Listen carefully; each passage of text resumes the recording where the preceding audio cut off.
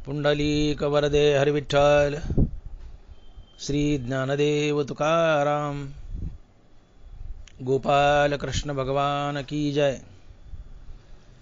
मौली ज्ञानेश्वर महाराज की जय।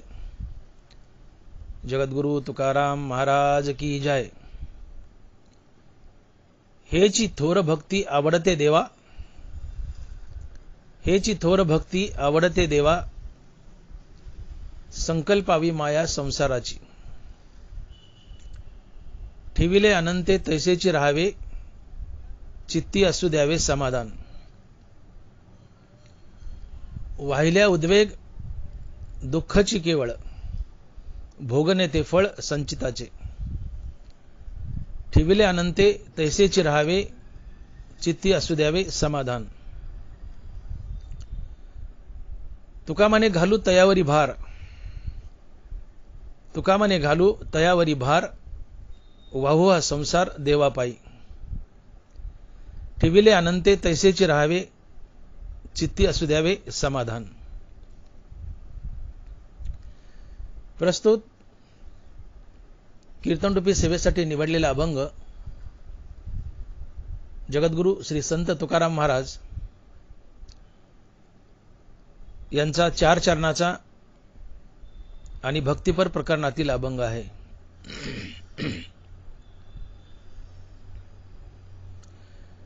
तुकोबाराय म्हणतात, हेची थोर भक्ती आवडते देवा।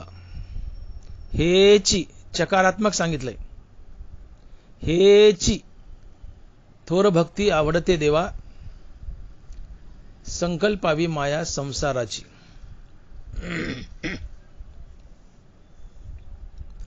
हेची थोर भक्ती आवडते देवा, संकल्पावी माया संसाराची। संकल्पावी माया संसाराची। देवाला हीच चकारात्मक सांगितलंय, देवाला हीच थोर भक्ती आवडते। कोणती? तर संकल्पावी माया संसाराची।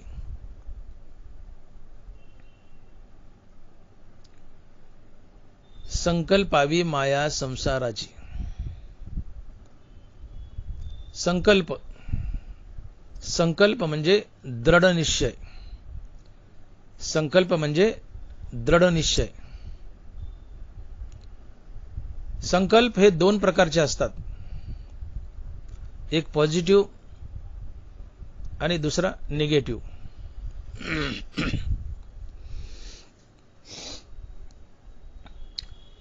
एखाद्या माणसाने जर संकल्प केला की मला आयुष्यभर पंढरीची वारी करायची आहे,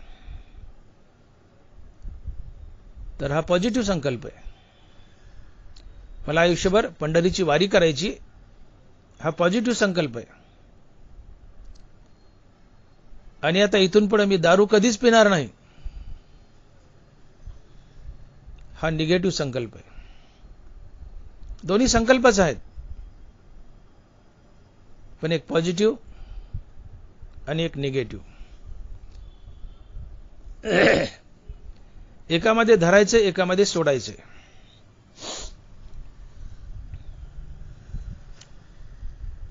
आणि म्हणून मी बोललो की संकल्प 2 प्रकारचे असतात, की एक पॉझिटिव्ह एक निगेटिव्ह।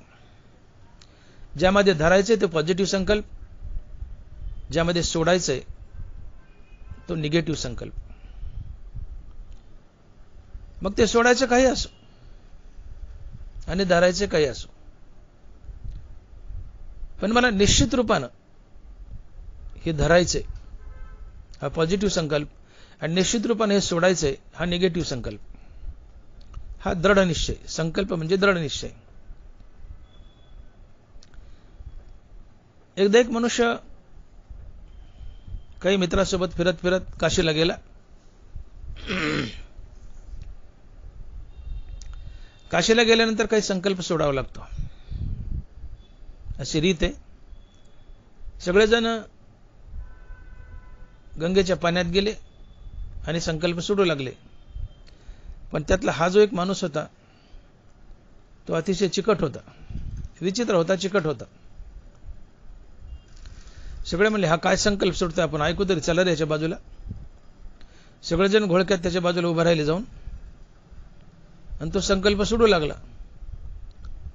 तो चिकट माणूस म्हणतो, काय खरंय राव, हातात वंजळीत पाणी घेतलंय संकल्प सोडायला, आणि म्हणतो काय खरंय राव, धग धग धग धग गाडीत आदळ, आपण बेजार झालोय प्रवासाने, काय खरंय तीर्थयात्रेचं, आजपासून तीर्थाला जाणंच बंद, आजपासून तीर्थाला जाणंच बंद. हा संकल्प मी सोडला, हा संकल्प मी सोडला. हा निगेटिव्ह संकल्प आहे. आजपासून तीर्थाला जाणंच बंद, हा निगेटिव्ह संकल्प आहे. पण आयुष्यभर मी पंढरीची वारी करेल, हा पॉझिटिव्ह संकल्प आहे. आणि म्हणून संकल्प दोन प्रकारचे, की जे निश्चित रूपाने करायचे तो पॉझिटिव्ह संकल्प, जे निश्चित रूपाने सोडायचं तो निगेटिव्ह संकल्प. गंगापूजनाच्या दिवशी एखादा मनुष्य जर मरण पावला आणि गंगापूजन असेल त्या माणसाचं, तर गंगापूजनाच्या दिवशी ब्राह्मण देवता घरातील सगळ्या कर्त्या माणसाला काहीतरी संकल्प सोडायला लावतात. ते ब्राह्मण देवता म्हणतात, चला सगळे संकल्प सोडा प्रत्येक जण. मग कुणी म्हणतो मी 12 महिने पायात चप्पल घालणार नाही, कुणी म्हणतो 12 महिने मी सफरचंद खाणार नाही, कुणी म्हणतं 12 महिने मी केळी खाणार नाही, कुणी म्हणतं 12 महिने मी शिरा खाणार नाही, कुणी म्हणतं 12 महिने मी बिड्या पिणार नाही, कुणी म्हणतं 12 महिने मी दारू पिणार नाही.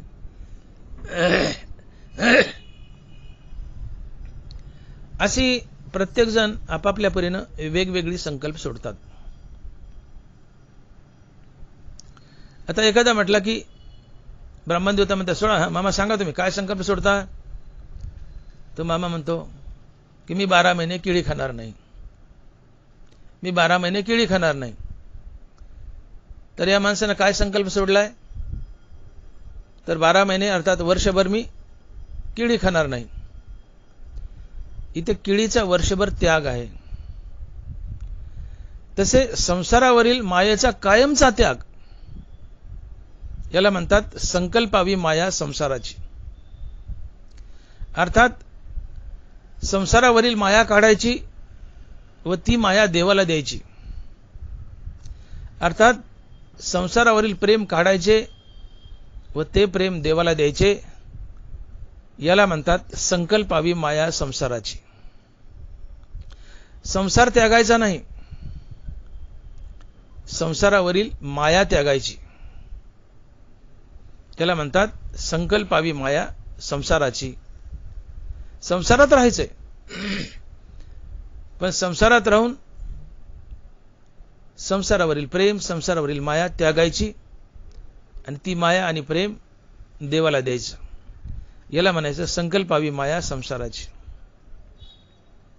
याला ज्ञानोबा म्हणतात की असोनी संसारी जीवे वेगू करी.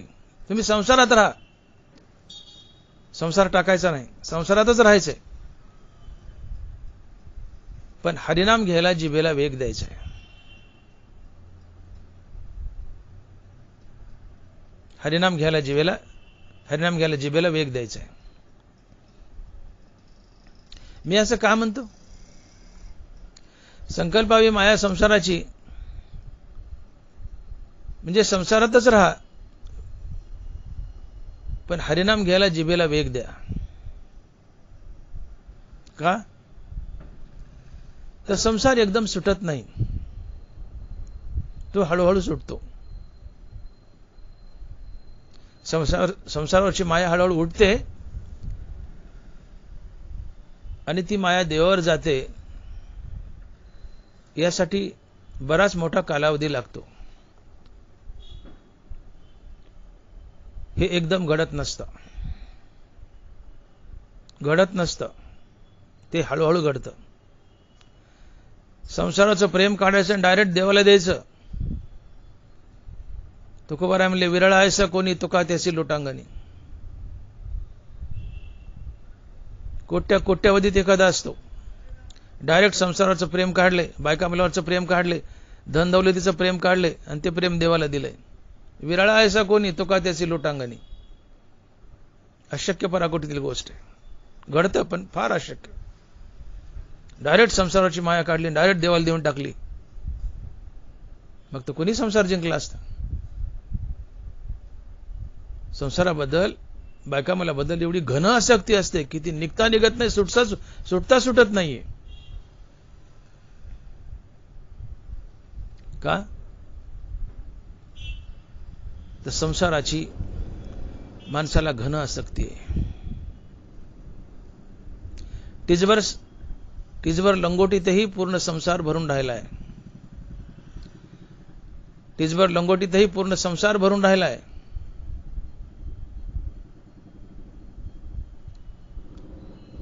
देव भेटा म्हणून तुम्ही जंगलात गेले,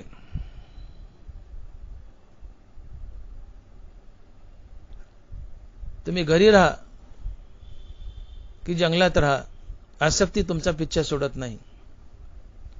दणबारा लिहितात, घरी घरपण सरे वनी वन्य होऊन अवतरे, नागव्याही शरीर जो लागला आहे. घरी घरपण सरे वनी वन्य होऊन अवतरे, नागव्याही शरीर जो लागला आहे. घरात देवदेव घडत नाही, लोक घराचा त्याग करतात, वनात जातात.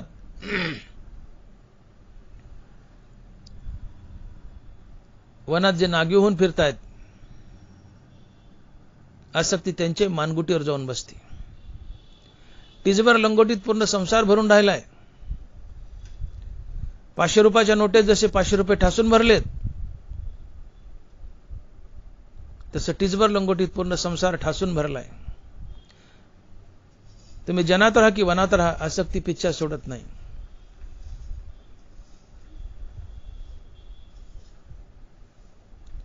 आणि म्हणून मी विधान केलं की असोनी संसारी जीवे वेगू करी. तुकोबाराय म्हणतात की संकल्पावी माया संसाराची.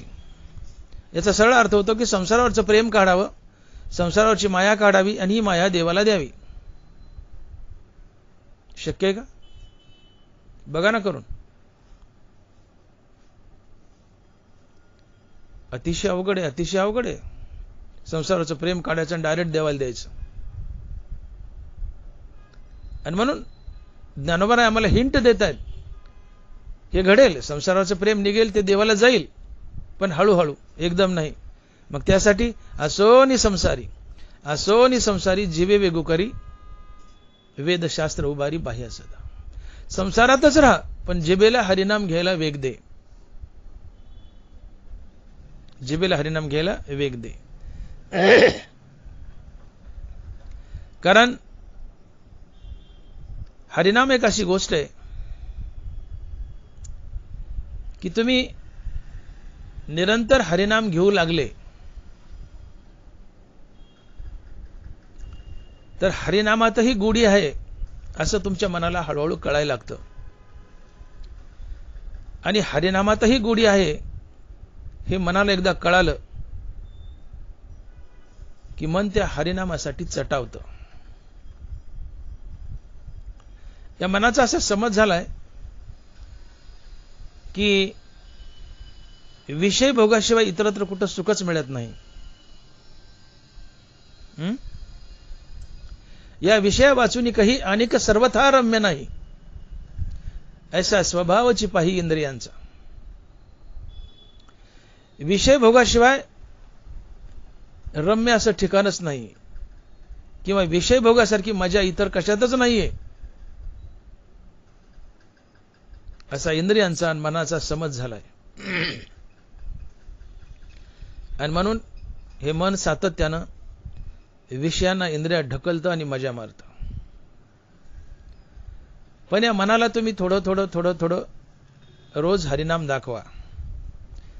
याला ज्ञानोबराय अभ्यास योग म्हणतात. तुम्ही रोज थोडं मनाला हरिनाम दाखवा. ज्ञानोबराय लिहित आहेत, या मनाचे एक निके, जे देखील या गुढीच्या ठाया सोके, म्हणून अनुभव सुखेची कौतुके दावीत जायचे. या मनाच्या सगळ्या सवयी वाईट आहेत. या मनाची एकच सवय चांगली आहे की जी वस्तू याला पुन्हा पुन्हा दाखवावी ते तिकडे जायला चटावतं. याच्या सगळ्या सवय वाईट आहेत, एकच सवय चांगली की जी वस्तू याला पुन्हा पुन्हा दाखवावी मन तिकडे जायला सोकतं, तिकडे जायला चटावतं. याला रोज सिनेमा दाखवा हे सिनेमाला चटावतं, याला रोज तमाशा दाखवा हे तमाशाला चटावतं. असंच असेल त्याला रोज हरिनाम दाखवा ना, रोज हरिनाम दाखवा ना, हे हरिनामालाही चटावेल. यया मनाचे एकनिके जे देखील या गोडीच्या ठाया सोके, म्हणून अनुभव सुखाची कौतुके दावीत जायचे. म्हणून अनुभव सुखाची कौतुके दावीत जायचे.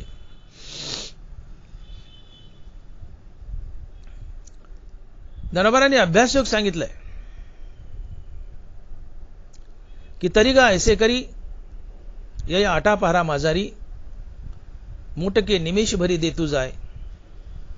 मग जे जे का निमिक देखेल माझे सुख, ते तुले अरोचक विषय घेईल. मग भोगातून निघता चित्त मज माझी रिगता, हळूहळू पंडुसुता मीची होईल. अभ्यास योगात त्या ज्ञानोबांनी 4 ओव्या सांगितल्यात. या 4 ओव्यातून ज्ञानोबा संसार कसा जिंकावा, संसार कसा जिंकावा याची युक्ती आम्हाला सांगतायत. माऊली लिहितायत की तरीगा ऐसे करी या आटा पारा माझारी, मोटके निमिष भरी देतू जाय. मग जे जे का निमिक देखेल माझे सुख, ती तुले अरोचक विषयी घेईल. जैसा शरद काल उरगे आणि सरिता ओहटू लागे, तसे चित्त काढेल वेगे प्रपंचोनी. मग भोगातून निघता चित्त मज माझी रिगता, हळूहळू पंडुसुता मीची होईल, मीची होईल. याला अभ्यासयोग म्हणतात.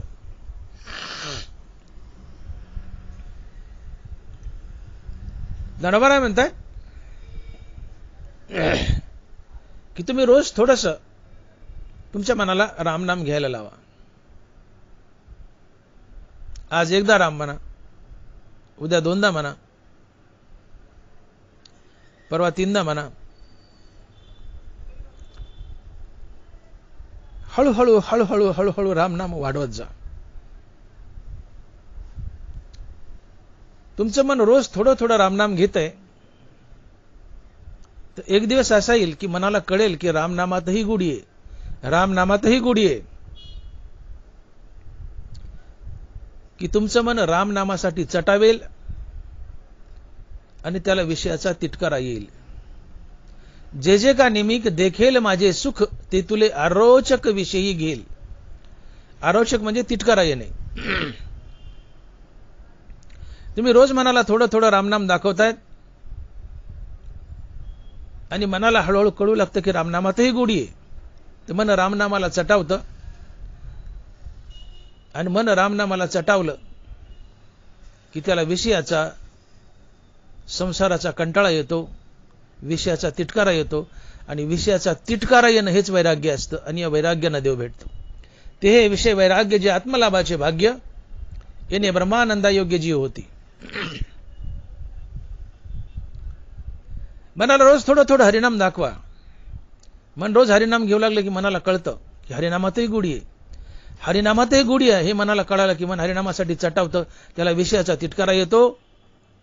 विषयाचा तिटकारा येणं आणि हरिनामाची गुढी लागणं हेच वैराग्य असते. आणि मग शरद ऋतू आला की जसा नद्या आटू लागतात, तसं हरिनामातही गुढी आहे, हरिनामातही मजा आहे. हे मनाला कळालं की मन प्रपंचाला आटू लागतं आणि मन प्रपंचातून काढता पाय घेतं आणि हळूहळू भगवंतामध्ये प्रवेश करतं. एक दिवस ते भगवत स्वरूपच बनतं. तुम्ही भगवंत बनता, तुम्ही मुक्त होता. याला ज्ञानोबा अभ्यास योग म्हणतायत. याला ज्ञानोबा अभ्यास योग म्हणतायत. आणि म्हणून अभ्यासाची निबळे एकागती अंतराळे, व्याघ्र सर्प प्रांजळे केले एकी. अभ्यास योगानं तुम्ही काहीही प्राप्त करू शकता. अभ्यास योग ही एक युक्ती सांगितली. तुम्ही अभ्यासानं काही जिंकू शकता. अभ्यासानं तुम्ही संसार जिंकू शकता. अभ्यासानं तुम्ही भवसागर जिंकू शकता. अभ्यासानं तुम्ही तुमच्या पाठीमागे लागलेला जन्ममरणाचा फेरा घालू शकता. ही अभ्यासाची ताकद आहे. आणि म्हणून मी बोललो की असोनी संसारी जिवे वेगू करी, वेदशास्त्र उभारी बाह्या सदा. संसारावरची माया काढायची आणि संसारावरची माया देवाला द्यायची. बोलायला सोपं आहे, बोलायला सोपं आहे, पण तुकोबाराय म्हणतात बोल बोलता वाटे सोपे, करणी करता टीर कापे. बोल बोलता वाटे सोपे, करणी करता टीर कापे. या जगात सगळ्यात महाकठीण काय असेल, सगळ्यात महाकठीण काय असेल तर संसारावरचं प्रेम काढायचं आणि ते प्रेम देवाला द्यायचं. ही सगळ्यात महाकठीण आहे. ही जगातली सगळ्यात अवघड गोष्ट आहे. इतर काही गोष्टी किंवा सगळ्या गोष्टी सोप्या आहेत, पण ही गोष्ट सर्वात कठीण आहे. ही गोष्ट सर्वात अवघड आहे. काय तर संसारावरचं प्रेम काढायचं आणि ते देवाला द्यायचं. नाही निघत, आणि ते निघत नाही म्हणूनच आम्ही संसार बंधनात बांधल्या जातोय, जन्ममरणाच्या फेऱ्यात अडकतोय.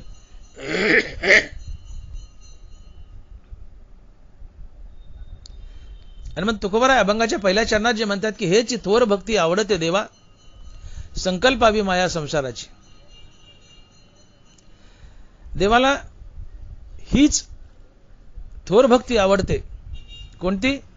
तर संकल्पावी माया संसाराची. देवाला हीच थोर भक्ती आवडते. कोणती? तर संकल्पावी माया संसाराची. अर्थात संसारावरील माया काढावी व ती देवाला द्यावी. आणि मग संसारावरची माया काढायची आणि ती माया देवाला द्यायची. तर हे एक प्रकारचं वैराग्यच आहे. वैराग्यच आहे. संसारावरचं प्रेम काढायचं आणि ते देवाला द्यायचं. म्हणजे तुम्ही संसाराबद्दल अनासक्त झाले. संसाराबद्दल अनासक्त होणं हे वैराग्यच आहे. काय वैराग्य?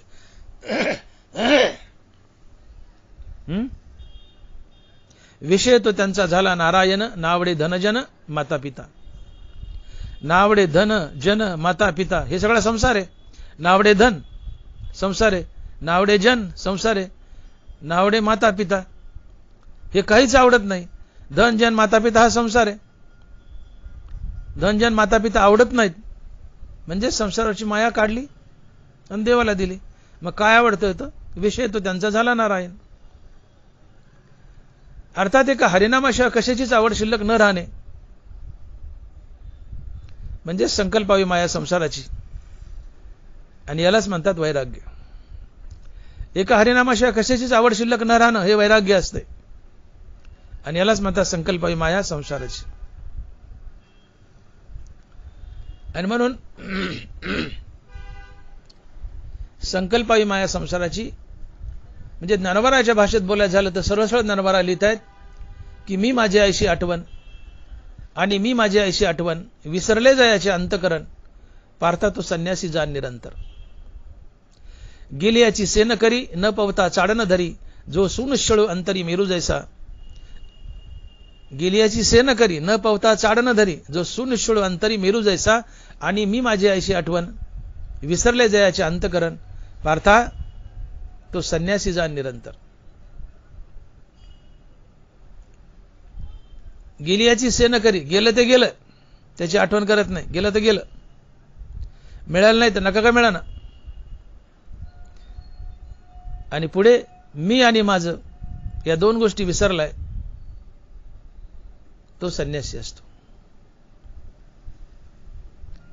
आणि मी माझी आईशी आठवण विसरले जायाचे अंतकरण पार्था तो संन्यासी जाण निरंतर. जो अनासक्त आहे आणि जो मी आणि माझं विसरलाय, मी देह आणि देह संबंधीने माझं विसरलाय, तो संन्यासी असतो. आणि अशी अवस्था जीवनात येणं म्हणजे संकल्पावी माया संसाराची. संसारावरचं प्रेम काढले आणि देवाला दिलंय म्हणजे काय? मी बोलून गेलो. नावडे धन जन माता पिता. संसाराचं प्रेम काढलं म्हणजे कुणावरचं काढलं? धनावरचं काढलं, बायकोवरचं काढलं, मुलावरचं काढलं, जनावरचं काढलं, मायबापावरचं काढलं, सगळ्यावरचं प्रेम काढलं आणि देवाला दिलं. धन दौलत बायका मुलं, अर्थात ना विषय तो त्यांचा झाला नारायण, नावडे धनजन माता पिता. हे धनजन माता पिता काही आवडत नाही, आवडतं ते फक्त नारायण. हे वैराग्यच आहे. आणि यालाच म्हणतात संकल्पाय माया संसाराची. मी बोलून गेलो की ब्राह्मण देवता गंगापूजनाच्या दिवशी सांगतात, मामा चला सोडा संकल्प. काय सोडायचा आहे? मामा म्हणतो वर्षभर केळ खाणार नाही. वर्षभर केळ खाणार नाही, अर्थात वर्षभर केळाचा त्याग. तसं कायमचा संसारावर असलेल्या मायेचा त्याग. वर्षभर केळाचा त्याग आहे, इथं कायमचा संसारावर असलेल्या मायेचा त्याग आहे.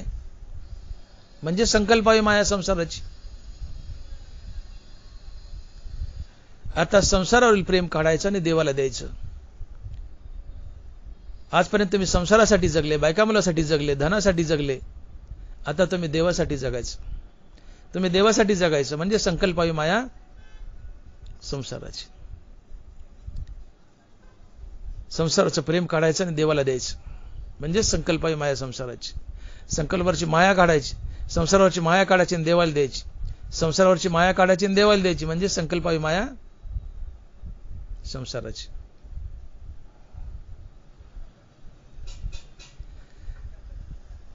आणि म्हणून मी बोललो की ही संसारावरची माया काढून देवाला देणं हे इतकं सोपं नाही. हे फार अवघड आहे, फार अवघड, अति अवघड आहे, गण अवघड आहे. पण हे घडतं. अभ्यास योगाच्या साह्यानं हे घडतं. आपण अभ्यास योग बोललो, अभ्यास योगाच्या साह्याने घडतं. आणि म्हणून गाय जगात तुम्ही पाहिलं कधी? जगात आपल्या संततीवर सर्वात जास्त प्रेम करणारे कोण आहे? सगळेच आपल्या अवलादीवर संततीवर प्रेम करतात, सगळेच करतात. पण ज्ञानोबा लिहितात की वत्सावरून धेनुचे स्नेह राना नवचे.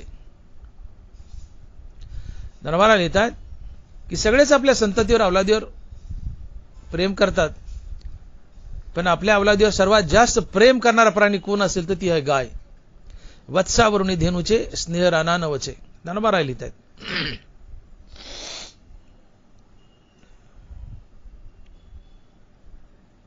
गाईचं वासरू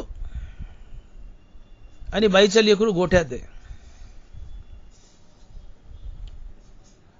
गोठ्याला कडी आहे, बाहेरून कुलूप आहे आणि गोठ्याला आग लागली आहे. प्रसंग कसा आहे बघा. गाईचं वासरू आणि बाईचं लेकरू गोठ्यात बंद आहे. गाईचं वासरू, बाईचं लेकरू गोठ्यात बंद आहे. गोठ्याला बाहेरून, गोठा म्हणजे कोठा, गोठ्याला बाहेरून कुलूप आहे आणि गोठ्याला आग लागली आहे. आणि गाय आणि ती बाई गोठ्याच्या बाहेर दारात उभ्या आहेत. गोठा पेटलाय, धड धड धड धड आग लागली, जळायलाय. बाई भोवताली नुसती थाय थाय थाय थाय नाचते. माझ्या बाळाला वाचवा, माझ्या बाळाला वाचवा, माझ्या बाळाला वाचवा, नुसती नाचती. अगं शिरणा आगीत, तुझ्या बाळाला वाचवा, शिरणा आगीत. लोकाला मारते का तू? शिरणा. पण आई आगीत शिरणार नाही. लोकाला म्हणे माझ्या बाळाला वाचवा, माझ्या बाळाला वाचवा. बाहेर नुसती थाय थाय नाचत, स्वतः आगीत शिरायची नाही, दुसऱ्याला म्हणे आगीत शिर, माझ्या बाळाला वाचवा. हे आईचं प्रेम. पण गाय धडका घेऊ घेऊ दार मोडेल गोठ्याचं, आगीत शिरल उडी मारून, शिंगानं वासराची मेघ किंवा दोर तोडेल आणि अलगद वासरला बाहेर घेऊन येईल. आणि म्हणून ज्ञानोबा लिहितात की वत्सावरून धेनुचे स्नेह राना नवचे. गाय डोंगराला सरते पण तिचं चित्त सारखं गोठ्यात वासरापाशी असतं. तिचं चित्त वासरापाशी असतं. जगात आपल्या संततीवर, आपल्या अवलादीवर सगळ्यात जास्त प्रेम करणारी गाय. गायची अवलाद म्हणजे वासरू. जगात आपल्या अवलादीवर सगळ्यात जास्त प्रेम करणारी गाय पण आता या गाईचं जे वासरू आहे त्याचा हळूहळू 2-3 वर्षानं बैल झालाय आणि हे 3 वर्षानं वासरू बैल झाले आणि ते बैलगाडीला जुंपले. गाय डोंगरावरून चरून आली आणि या वासराच्या अर्थात बैलाची बैलगाडी त्या गाईला आडवी आली. बघा, वासरू बैल झाले, त्या वासराच्या अर्थात बैलाची बैलगाडी गायला आडवी आली आणि गाय डोंगरावरून चरून आली. गाय आणि वासरू अर्थात तो बैल दोघं एकमेकाला भेटलेत, पण गाय त्या बैलाच्या बाजूने निघून जाती आणि एकेकाळी मी तुझी आई होते, एकेकाळी मी तुझी आई होते एवढी सुद्धा त्या वासराला अर्थात बैलाला ओळख दाखवत नाही, त्याच्या बाजूने निघून जाते. काय अर्थ होतो याचा? एकेकाळी सगळ्यात जास्त प्रेम करणारी, एकेकाळी त्या वासरावर सगळ्यात जास्त प्रेम करणारी गाय त्या वासराचा बैल झालाय. गाय डोंगरावरून चरून आली, त्या वासराचा बैल झालाय, त्याची बैलगाडी त्या गायला आडवी आली, दोघांची भेट झाली. गाय त्या बैलाच्या बाजून निघून जाते, त्याच्याकडे डोंकूनही पाहत नाही की एकेकाळी मी तुझी आई होते अशी ओळख सुद्धा दाखवत नाही, बाजूने निघून जाते. आपल्या वासरावर जगात सर्वात जास्त प्रेम करणारी गाय हळूहळू आपल्या वासरावरचं प्रेम कमी करते आणि एकेकाळी मी तुझी आई होते एवढी सुद्धा ओळख त्या बैलाला दाखवत नाही. तसं आपल्या अवलादीवरील, आपल्या नातरुंडावरील प्रेम हळूहळू हळूहळू त्या गायीसारखं कमी करा आणि हे प्रेम भगवंताला द्या. याला म्हणतात संकल्पावी माया संसाराची. एकदम शक्य नाही, एकदम शक्य नाही, कुणालाच नाही. हळूहळू हळूहळू द्या. ती हरभऱ्यावर एक आळी असते बघा, ज्याला सोट म्हणतात. हिरवी आळी असते, 2 कांडे लांब, सोट आळी म्हणतात. तुम्ही बघा हरभऱ्यावर एका फांदीवर दुसऱ्या फांदीवर जाताना ती आळी अगोदर आपलं अर्ध शरीर दुसऱ्या फांदीवर ढकलते. अर्ध शरीर दुसऱ्या फांदीवर गेलं की ते अर्ध्या शरीरानं ती दुसरी फांदी गच्च पकडून ठेवते आणि मग हळूच राहिलं मागचं शरीर त्या फांदीवर आणते दुसऱ्या, आणि दुसऱ्या फांदीवर पूर्णपणे प्रवेश करते. तसं अर्ध शरीर परमार्थात ढकला, अर्ध राहू द्या संसारात, आणि अर्ध्या शरीराने ज्यावेळेस तुम्हाला खात्री झाली की आता परमार्थ मी पक्का पकडलाय, मग हळूच मागचं राहिलेलं संसारातलं शरीर पुढे ढकला आणि परमार्थाच्या फांदीवर या. मग तुम्ही कायमचं परमार्थाच्या फांदीवर याल, संसाराचा विसर पडेल. याला म्हणतात संकल्पावी माया संसाराची. संकल्पावी माया संसाराची.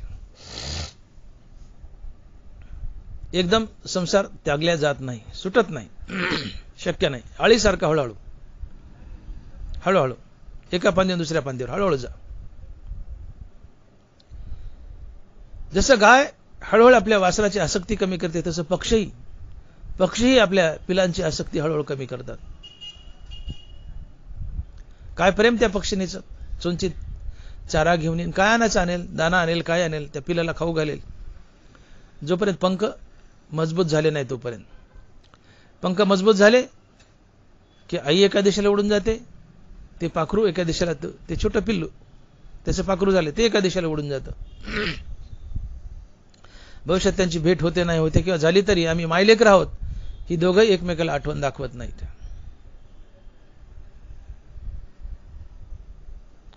तसं तुम्हा आम्हाला जमावं, तुम्हा आम्हाला जमावं. गाय पक्षी जसं आपल्या गाय वासराची पक्षी पिलाची जशी आसक्ती हळूहळू कमी करतात, त्यांना कायमचं विसरतात, तसं आम्हाला आमच्या संततीला, नातरुंडांना कायमचं विसरता यावं. आणि कायमचं विसरणं म्हणजे संकल्पावी माया संसाराची. पण आम्ही नेमकं उलट करतो. आम्ही आमच्या अवलादीला आणि नातरुंडाला विसरत नाहीत, उलट त्यांची जास्त आसक्ती धरून ठेवतो, त्यांच्याबद्दल आम्ही जास्त आसक्त होतो. त्यांच्याबद्दल आम्ही जास्त आसक्त होतो, आसक्ती सोडत नाही, उलट त्यांची जास्त आसक्ती घेतो. मोठी गंमत आहे. गाय वासराची, पक्षी पिल्याची आसक्ती हळूहळू कमी करतात, त्यांना विसरून जातात. तसं आम्हीही आमच्या अवलादीला विसरून जावं हळूहळू, त्यांची आसक्ती कमी करावी. पण आम्ही आसक्ती कमी करत नाहीत, उलट जास्त आसक्ती घेतो, जास्त आसक्ती घेतो आणि त्यांच्यात आसक्त राहतो. धनभरायची साक्ष देत आहेत, माऊली लिहित आहेत, पहिली ये बाळ दसे आई बा हेची एक पिसे, ते सरे मग स्त्री मासे भुलोनी ठाके, मग स्त्री भोगिता थावो वार्धक्य लागे येवो, मग तोची प्रेम भावो बाळकासी आनी. पहिले बाळ दसे आईबा हेची एक पिसे, चकारात्मक सांगितले. 5 वर्षाचं मुले, त्याला लहानपणी एकच पिसं असतं, आई आई बाबा बाबा. 5 वर्षाच्या मुलापुढे एक पोतभर नोटा टाका, ते डुंकून बघत नाही, त्याला काय घेणं देणं नाही त्या नोटाचं. त्याला एकच पिस, आई आई बाबा बाबा. पहिली आहे बाळ दसे आईबा हेची एक पिसे. 5 वर्षाच्या मुलाला, 4 वर्षाच्या मुलाला एकच पिसं असतं, आई आई बाबा बाबा. आई वडिलाची आसक्ती असते लहान मुलाला. कुठपर्यंत? हळद लागूस तर, हळद लागूस तर, किंवा सुपारी फुटूस तर. एकदा हळद लागली, सुपारी फुटली, अर्थात ते टोनगं झालं. टोनगं झालं की मग ते सरे, नरबारा म्हणतात ते सरे मग स्त्री मासे भुलोनी ठाके. काय मौज आहे बघा. लहानपणी फक्त आईवडिलाचंच वेड, फक्त आईवडिलावरच प्रेम. कुठपर्यंत? वयात येऊस तर, लग्न होस तर. लग्न झालं की आईवडिलावरचं प्रेम उठतं आणि मग बायकोच्या गोऱ्या मास्कांडाला, गोऱ्या कातड्याला भुलतो. आईवडिलावरचं प्रेम उठतं लग्न झाल्यावर आणि ते बायकोवर जातं. ते सरे मग स्त्री मासे भुलोनी ठाके. बरं बायकोवर तरी कुठपर्यंत? धनबारा लिहितात, मग स्त्री भोगिता थावो वार्धक्य लागे येवो, मग स्त्री भोगिता थावो वार्धक्य लागे येवो, मग तोची प्रेम भावो बाळकासी आनी. लहानपणी लहान वयात आईवडिलावर प्रेम, तरुणपणात आईवडिलावरचं उठलं, बायकोवर गेलं, थोडंसं उतरतं वय लागलं की बायकोवरचं उठतं आणि ते अवलादीवर आणि नातरुंडावर जातं. मग स्त्री भोगिता थावो वार्धक्य लागे येवो, मग तोची प्रेम भावो बाळकासी आनी. थोडंसं उतरवाय लागलं की बायकोवरचं उठतं, अवलादीवर येतं, नातरुंडावर येतं. तोची प्रेम भाव बाळकासी आनी. आणि म्हणून नातू हा साह्य असतो आणि अवलादी दूध असते. अवलाद दूध आणि नातू हा साई असतो. दुधापेक्षा साई जास्त प्रिय असते.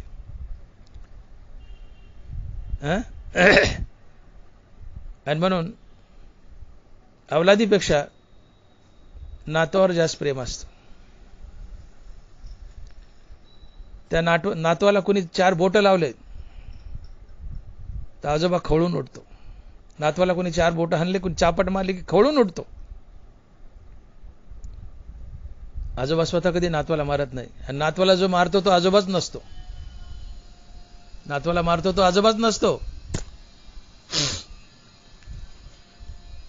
का? तर आजोबाची विश्वातली सर्वात प्रिय वस्तू असते नातू. ये मृत्यू लोकीचे उफराटे. हा नातू आजोबाची सर्वात प्रिय वस्तू आहे. आजोबा नातवाबद्दल आसक्त आहे, घन आसक्त आहे. पण हाच नातू आजोबाला पुन्हा पुन्हा मसणवाट्यात नेऊन घालतो. नातवाची आसक्ती आजोबाला पुन्हा पुन्हा मसणवाट्यात नेऊन घालते, पुन्हा पुन्हा जन्ममरणाच्या फेऱ्यात बांधते. हे आजोबाला कळत नाही. तुम्हाला कोण पुन्हा पुन्हा जन्ममरणाच्या फेऱ्यात बांधतं? तर तुमच्या धनाची आसक्ती आणि तुमच्या बायका मुलाची आसक्ती. आणि मग जगात तुमचे सगळ्यात मोठे वैरी जर कोण असतील तर तुमची संपत्ती आणि बायका मुलं. का? तर संपत्ती आणि बायका मुलाची आसक्ती तुम्हाला पुन्हा पुन्हा जन्ममरणाच्या फेऱ्यात बांधते. 84 लक्ष फिरायला होते. आणि मग ज्यांच्यामुळे आम्ही संसार बंधनात अडकतो ते आमचे मित्र का शत्रू? शत्रूच, शत्रूच. ये मृत्यू लोकीचे उफराटे. आणि म्हणून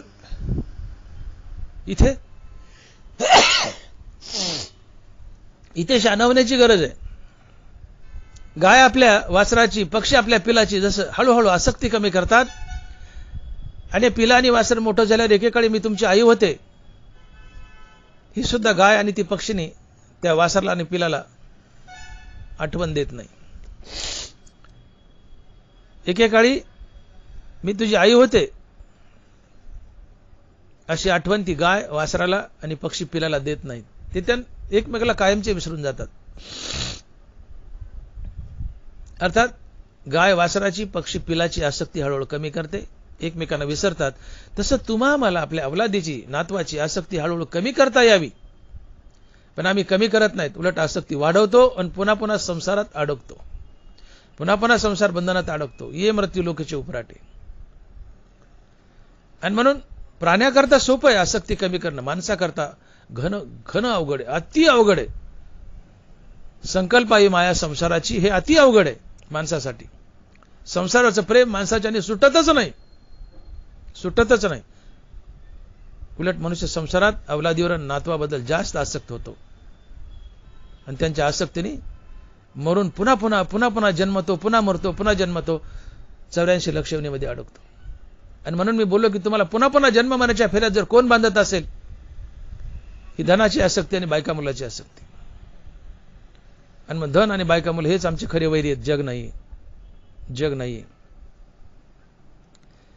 पण तरी सुद्धा दानवराय आम्हाला एक युक्ती सांगतात की इतकी घन आसक्ती आहे माणसाला आपल्या अवलादीबद्दल, नातवाबद्दल, पण ही आसक्ती हळूहळू कमी करता येते. कशानं? तर अभ्यास योगानं. आणि एवढ्या करतात ज्ञानोबा म्हणतात की असोनी संसारी जिवे वेगू करी. तू संसारातच राहा, फक्त जिबेला हरिनाम घ्यायला वेग दे. संसारातच राहा, परंतु जिबेला हरिनाम घ्यायला वेग दे. आणि जिबेला हरिनाम घ्यायला वेग देणे हाच अभ्यास योग आहे. या जिबेला रोज थोडं हरिनाम दाखवा. या जिबेला अर्थात मनाला रोज थोडं हरिनाम दाखवा. मनाला एकदा कळालं की हरिनामात गोडी आहे, ते मन हरिनामाला चटावेल. मन एकदा हरिनामाला चटावलं तर त्याला विषयाचा तिटकारा येईल. विषयाचा तिटकारा येणं हेच वैराग्य, आणि वैराग्यानं देव भेटतो. ते हे विषय वैराग्य, जे आत्मलाभाचे भाग्य, येणे ब्रह्मानंदा योग्य जीव होती. आणि मग जसा शरद ऋतू आला की नद्या आटू लागतात, तसं हरिनामाची गोडी कळाली की मन चित्त प्रपंचाला आटू लागतं. ते मन हळूहळू भगवंतात प्रवेश करतं आणि एक दिवशी कायमचं भगवत स्वरूप बनतं. शरद ऋतू आला की नद्या आटू लागतात. तसं हरिनामातही मजा आहे, गोडी आहे. मनाला कळालं की मनही प्रपंचाला आटतं. आणि मग ते हळूहळू भगवंतात प्रवेश करतं. एक दिवशी ते कायमच भगवत स्वरूप बनतं. आणि मन भगवत स्वरूप बनणं हाच मोक्ष असतो. आणि हा अभ्यास योग आहे. आणि मग अभ्यास योगाने तुम्ही काही प्राप्त करू शकता. देव सुद्धा. आणि म्हणून संकल्पावी माया संसाराची असरी तुकोबारायन म्हटलं तर हे सोपं नाहीये. मी बोलून गेलो की टिचभर रंगटीत ते संसार भरून राहिला आहे. 500 रुपयाच्या नोटेत ठासून 500 रुपये भरलेले असतात, तसं टिचभर लंगोटीत पूर्ण संसार भरलाय. तुम्ही जनात राहा की वनात राहा, आसक्ती तुमच्या पिच्छा सोडत नाही, तुमच्या मानगुटीवर येऊन बसते. धनवराय बोलले, घरी कुटुंब बने सरे, वनी वन्य होनी अवतरे, नागव्याही शरीर जो लागला आहे. देव भेटा म्हणजे नाग येऊन फिरतात वनात. आसक्ती त्यांच्या पिच्छा करते, त्यांच्या लंगोटीत संसार भरलाय. आसक्ती पिच्छा सोडत नाही. आणि म्हणून जे म्हणतात की आम्ही संसार टाकलाय ते दांभिक असतात. संसार टाकल्याच जात नाही. संसार गळावा. संसार गळतो. धनवरा लिहितात, परिपाकाचे वेळे फळ देठू ना देठू फळे, न धरे तसे स्नेह खुळे सर्वत्र होय. उभी नीट आहे का? परिपाकाचे वेळे फळ देठू ना देठू फळे, न धरे तसे स्नेह खुळे सर्वत्र होय. कैरी कच्ची तोपर्यंत कैरी देठाला, देठ कैरीला गच्च धरून ठेवतात. कैरी कच्ची तोपर्यंत कैरी देठाला, देठ कैरीला गच्च धरून ठेवतात.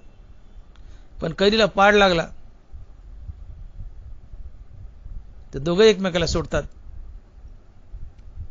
कैरी आपोआप गळून पडते, आपोआप गळून पडते. जो पण कैरी तो पण तुम्ही किती दगड मारा, लवकर कैरी तुटत नाही. अगोदर तो 2-4 टप्प मारले तर हुकतातच. एखादा बसला तर कैरी हलते, एखाद्या टप्पला पडते. दगड मारले तरी कैरी तुटत नाही. का तर कैरीने देठाला आणि देठाने कैरीला दोघांनी एकमेकाला गच्च पकडून ठेवले कैरी कैरी असताना. पण कैरीला पाड लागला, आता दगड मारायची गरज नाही, कैरी आपाप गळून पडते. कैरीला पाड लागला, कैरी आपाप गळून पडते. भक्तीला पाड लागू द्या, संसारही आपाप गळून पडतो, आपाप गळून पडतो. आमच्या भक्तीला पाड लागत नाही म्हणून संसार गळत नाही. आणि भक्तीला पाड लागणे म्हणजे हरिनामाचं पिसं लागणे. गोविंद गोविंद मना लागली या छंद. आमच्या मनाला हरिनामाचा छंद लागत नाही. मनाला हरिनामाचा छंद लागणे म्हणजेच भक्तीला पाड लागणे. कैरीला पाड लागला, कैरी आपाप गळून पडते. भक्तीला पाड लागला, संसारही आपाप गळून पडतो.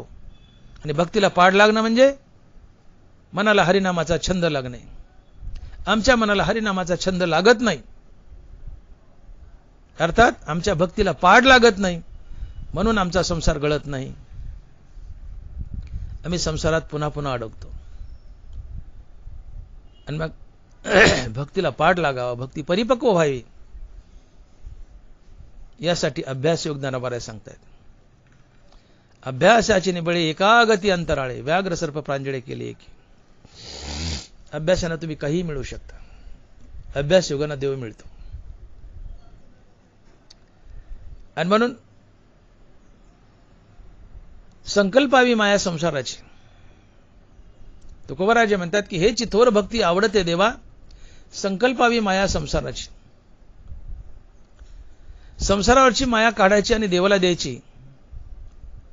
त्याचा अर्थ इकडचं दार मोडायचे आणि इकडे पाणी सोडायचे. इकडचं दार मोडायचे, इकडचं दार मोडायचे आणि इकडे पाणी सोडायचे. तुम्ही शेतकऱ्याची मुलं असाल, जर असाल तर आपण शेतामध्ये दारे धरायचो लहानपणी. उदाहरणार्थ ज्वारीला पाणी चालू आहे, गव्हाला पाणी चालू आहे. एक वसारी भिजली की आपण दारं मोडतो, दुसऱ्या वसारीवर पाणी सोडतो. अर्थात दारे धरताना इकडचं दारं इकडं मोडायचे, इकडचं पाणी इकडं सोडायचे दुसऱ्या वसारीवर. तसं संकल्पावी माया संसाराची, संकल्पावी माया संसाराची हे करताना विषयात चालणारी इंद्रिय, संसारात रममान झालेली इंद्रिय संसारातून काढायची आणि भगवंताच्या दिशेने वळवायची. अर्थात इकडचं दार इकडं मोडायचे.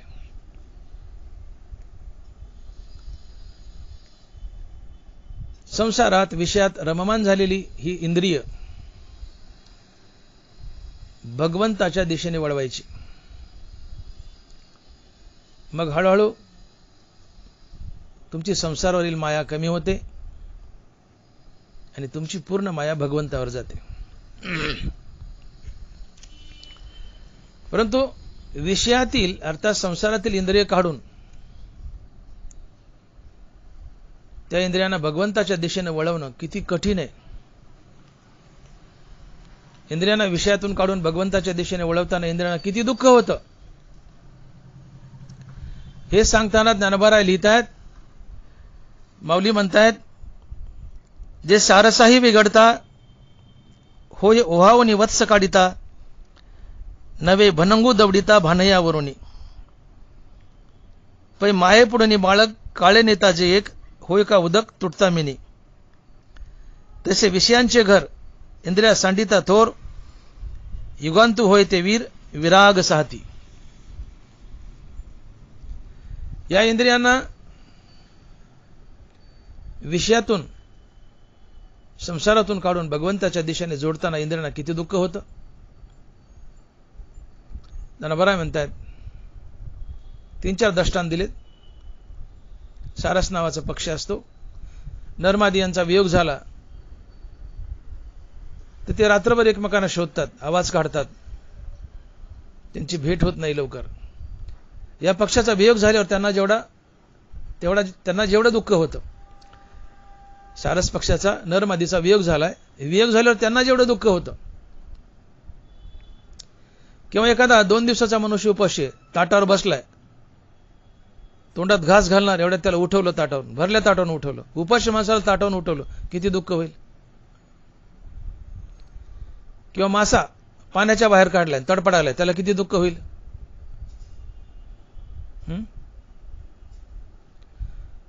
वासरू गायीच्या काशीतून ओढून काढलं पिता पिता, त्याला किती दुःख होईल.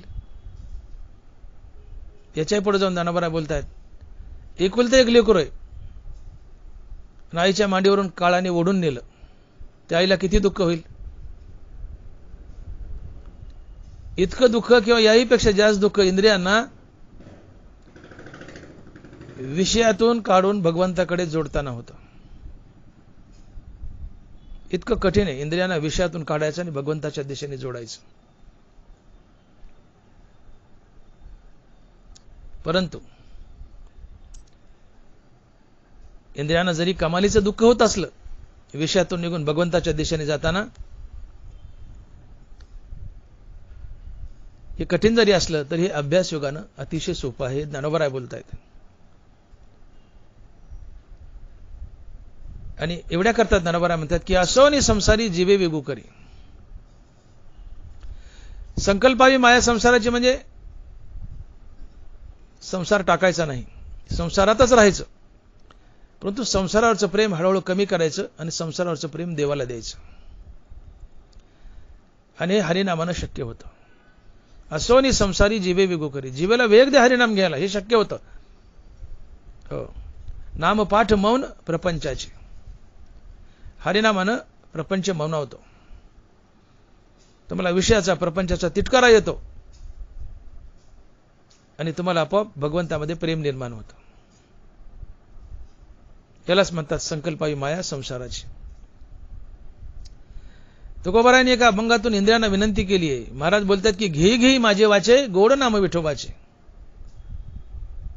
तुम्ही डोळे घ्या रे सुख पहा माझ्या विठोबाचे मुख. तुम्ही ऐका रे कान माझ्या विठोबाचे गुण. मनात येत धाव घेई राहे विठोबाचे पायी. या सगळ्या इंद्रियांना विनंती केली आहे की बाबांनो, डोळ्यानं तुम्ही माझ्या विठोबाचं रूप पहा, कानानं तुम्ही माझ्या विठोबाचं भजन ऐका, जिभे तू विठ्ठलाचं नाव घे, मनात तू विठ्ठलाच्या पायावर राहा. तर सगळ्यात अगोदर विनंती केली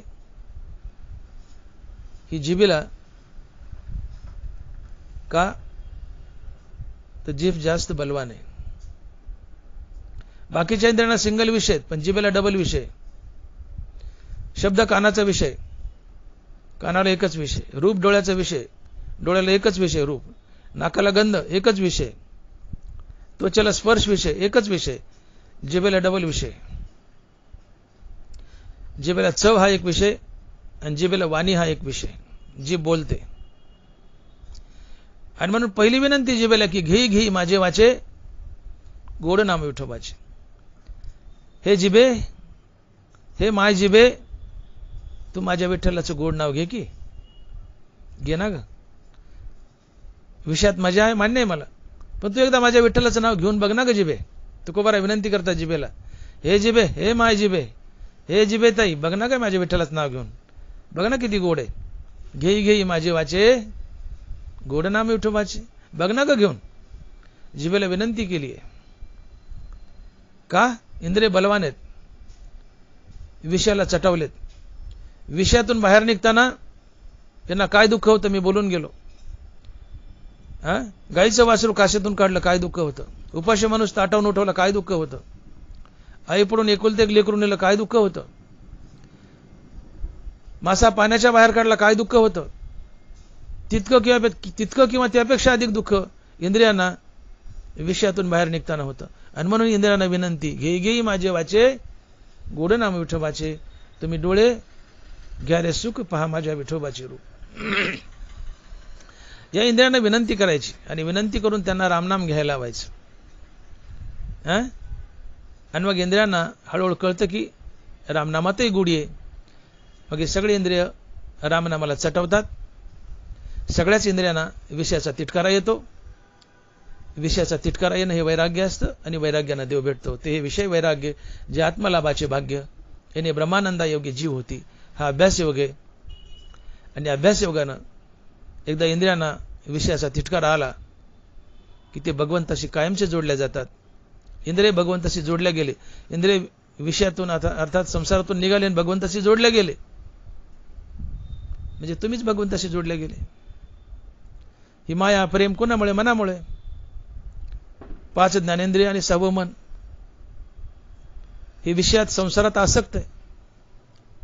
ही 5 ज्ञानेंद्रिय आणि 6वं मन विषयातून संसारातून बाहेर निघालं आणि भगवंताशी जोडल्या गेलं.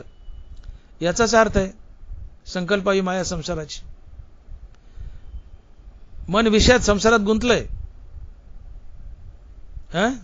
अर्थात तुमच्या मनाला संसाराची माया आहे, संसाराचं प्रेम आहे. मग हेच मन संसारातून निघून भगवंतावर प्रेम करू लागलं तर यालाच म्हणायचं संकल्पावी माया संसाराची. आणि मग हे मन संसारातून काढले आणि भगवंताशी जोडले. कशानं? तर रामनामानं, अभ्यास योगानं. इकडचं दार इकडं मोडले. इंद्रिय विषयातून काढलीत आणि भगवंताच्या दिशेने जोडली आहेत. आणि म्हणून इंद्रियांना विनंती आहे की तुम्ही रामनाम घ्या. इंद्रिय रामनाम घेऊ लागतात. मन रामनाम घेऊ लागतं. मनाला ज्या दिवशी कळतं की रामनामातही गोडी आहे ते रामनामाला चटावतं. त्याला विषयाचा संसाराचा तिटकारा येतो. विषयाचा संसाराचा तिटकारा येणं हेच वैराग्य असतं. आणि असं वैराग्य धारण करून हरिनाम घेणं ही थोर भक्ती असते. हेची थोर भक्ती आवडते देवा संकल्पावी माया संसाराची. संकल्पावी माया संसाराची या शब्दाचा सरळ अर्थ होतो वैराग्य धारण करून हरिनाम घेणे. संकल्पावी माया संसाराची म्हणजे संसाराचं प्रेम काढावं आणि देवाला द्यावं. संसाराचं प्रेम काढावं आणि देवाला द्यावं म्हणजे वैराग्य. संसारात प्रेम आहे म्हणजे संसारात तुम्ही आसक्त आहात. संसाराचं प्रेम काढलं आणि देवाला दिलं म्हणजे तुम्ही संसाराबद्दल अनासक्त झाले. आणि संसाराबद्दल अनासक्त होणं हेच वैराग्य असतं. विषय तो त्यांचा झाला नारायण नावडे धनजन माता पिता. एका हरिनामाशिवाय कशाचीच आवड शिल्लक न राहणं हेच वैराग्य. आणि मग आता संसारावर प्रेम राहिलं नाही, संसाराची आवड राहिली नाही, हरिनामाची आवड निर्माण झाली हेच वैराग्य. मग संकल्पावी माया संसाराची याचा स्पष्ट अर्थ होतो वैराग्य धारण करून निरंतर हरिनाम घेणे म्हणजेच संकल्पावी माया संसाराची. संकल्पावी माया संसाराची याचा स्पष्ट अर्थ होतो संसाराचं प्रेम काढून देवाला देणं. पण याचा नेमका अर्थ काय? संकल्पावी माया संसाराची याचा नेमका अर्थ होतो की वैराग्य धारण करून देवाचं निरंतर नामस्मरण करणं. वैराग्य धारण करून देवाचं निरंतर नामस्मरण करणं म्हणजे संकल्पावी माया संसाराची. आणि वैराग्य धारण करून देवाचं निरंतर नाम घेणं ही थोर भक्ती असते. वैराग्य धारण करून देवाचं निरंतर नाम घेतलं याचाच अर्थ संकल्पावी माया संसाराची, याचाच अर्थ वैराग्य. आणि वैराग्य धारण करून जो देवाचं नाव घेतो ही थोर भक्ती असते. आणि ही थोर भक्ती देवाला आवडते. अर्थात वैराग्य धारण करून जो हरिनाम घेतो ही थोर भक्ती आहे. आणि यालाच म्हणतात संकल्पावी माया संसाराची. हेची थोर भक्ती आवडते देवा संकल्पावी माया संसाराची. दोन्ही डगरीवर हात ठेवून चालत नाही, फजिती होते. प्रपंच संसार संपादिन दोन्ही एकही निदानी न घडे त्यासी. प्रपंचातही आसक्त राहील आणि देवातही आसक्त राहील. तुकोबाराम म्हणले निदानी शेवटी त्याला एकही घडत नाही. तुम्हाला देव जोडायचा तर प्रपंच हळूहळू तोडावंच लागतो. प्रपंचाचं प्रेम कमी करून ते प्रेम देवाला द्यावं लागतं.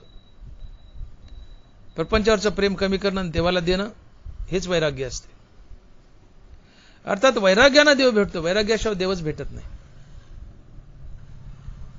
आणि म्हणून संकल्पावी माया संसाराची म्हणजे स्पष्ट अर्थ होतो की वैराग्य धारण करून भगवंताचं निरंतर नामस्मरण करणं म्हणजेच संकल्पावी माया संसाराची. आणि वैराग्य धारण करून निरंतर हरिनाम घेणं ही थोर भक्ती असते.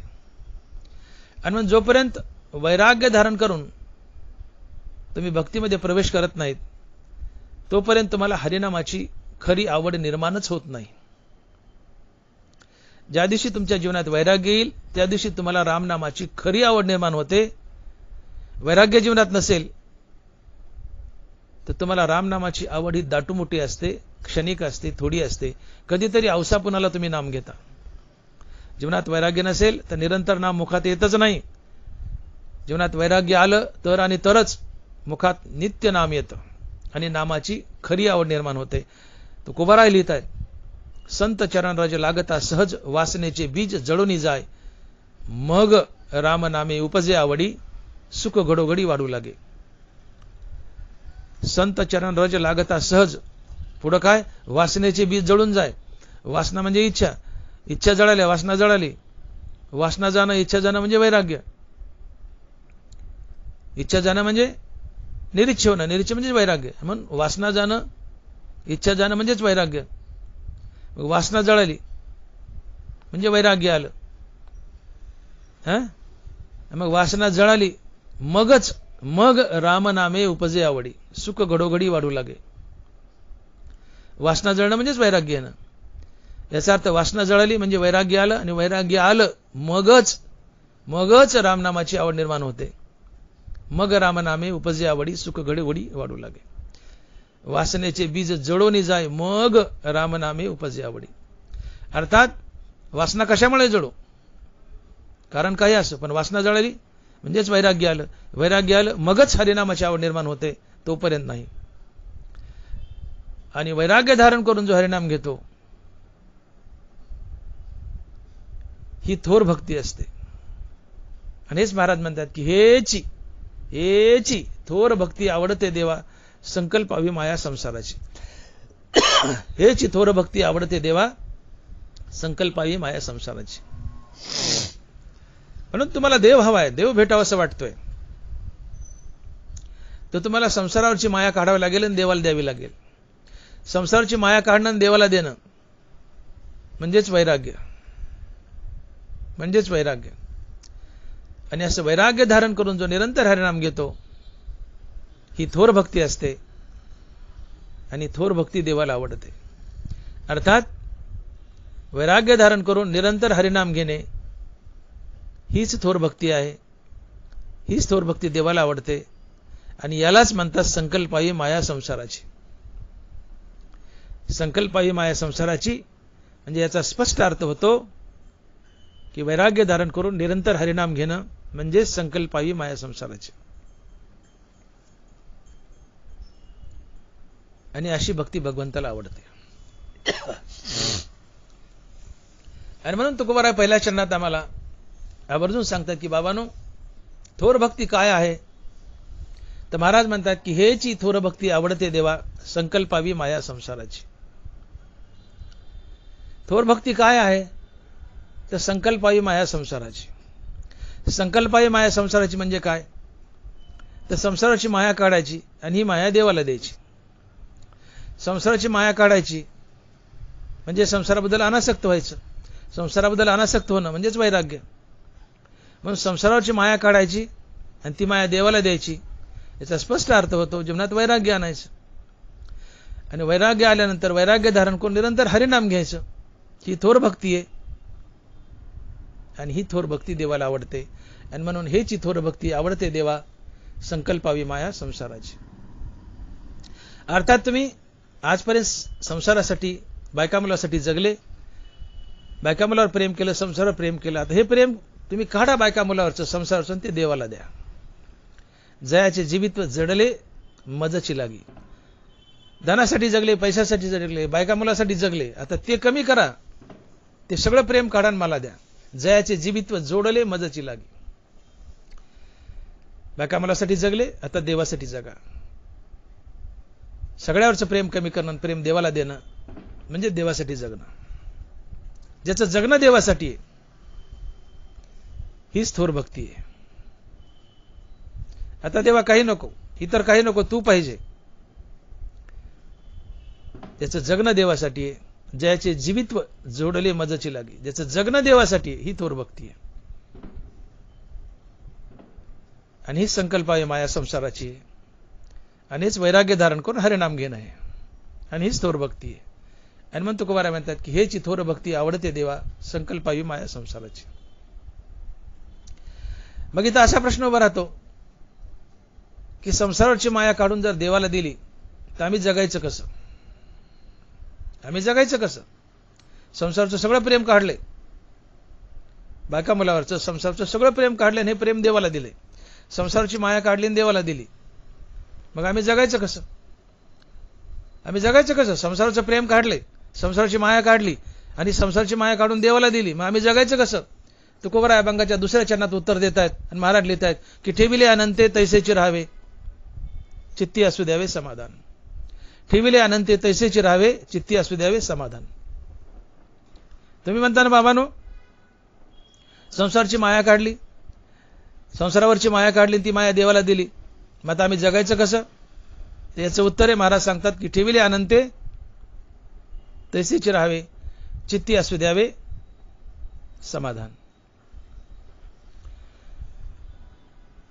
तुम्हाला कसं जगवायचं ही जिम्मेदारी देवाची.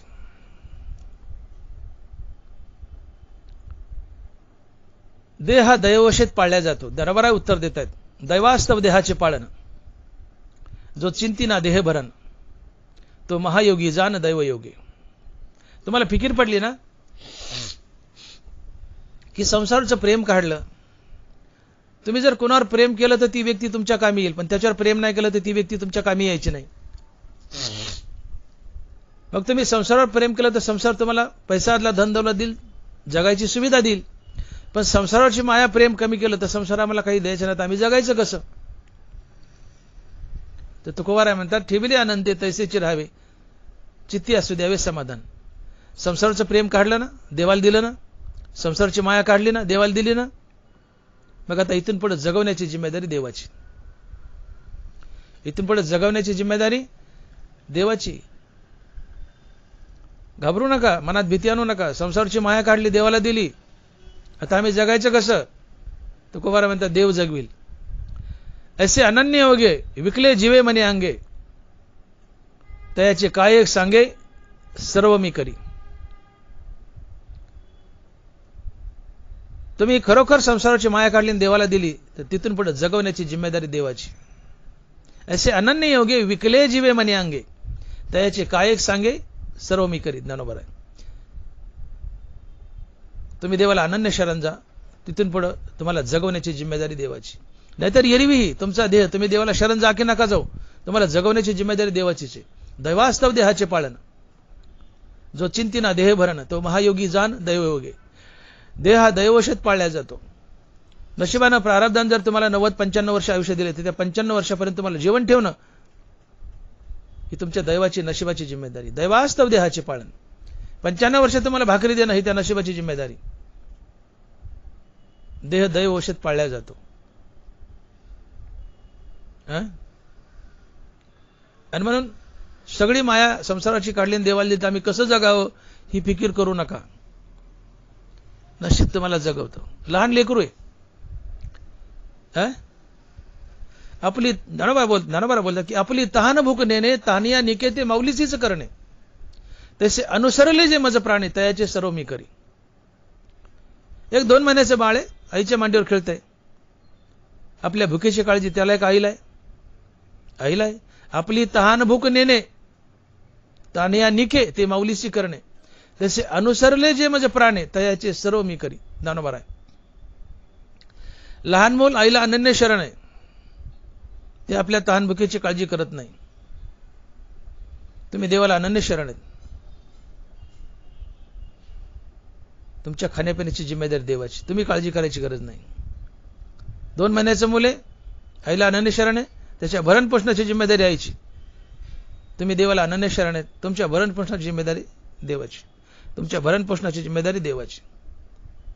आणि म्हणून काळजी करू नका की संसाराची माया काढली, ती माया देवाला दिली, मग आता आम्हाला संसारातून काय प्राप्ती होईल किंवा नाही होईल, आम्ही जगायचं कसं?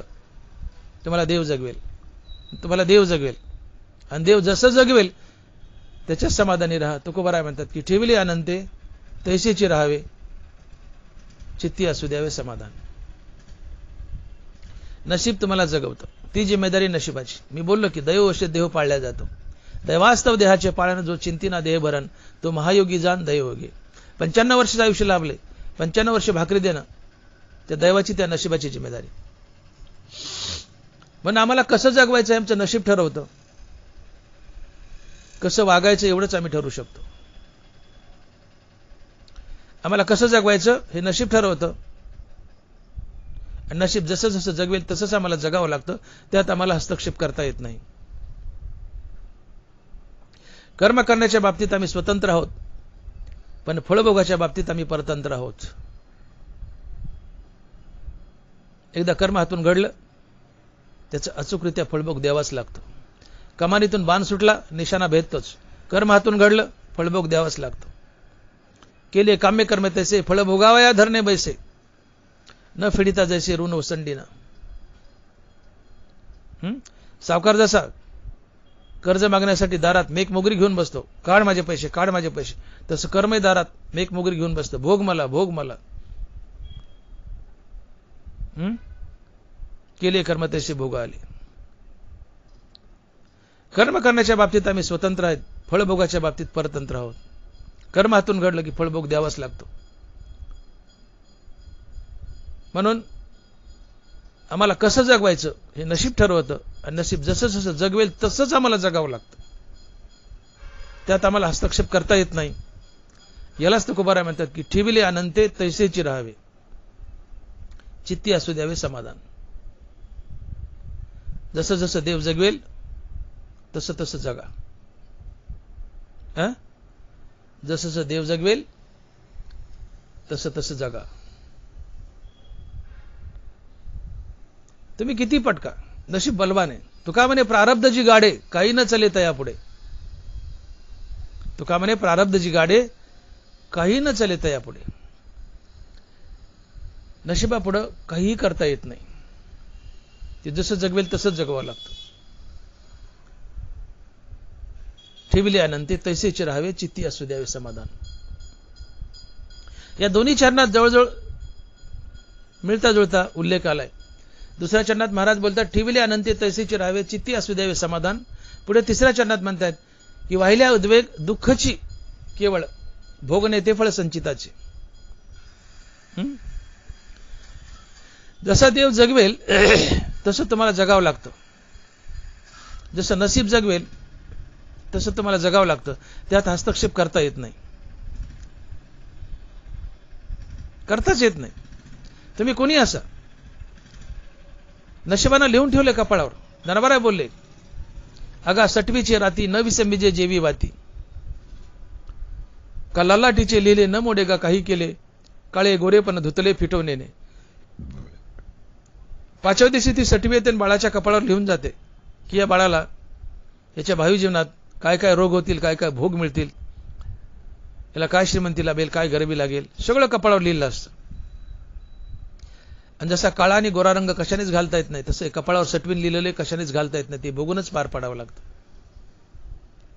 का ललाटीचे लिहिले न मोडेगा काही केले, काळे गोरेपण धुतले फिटवणेने.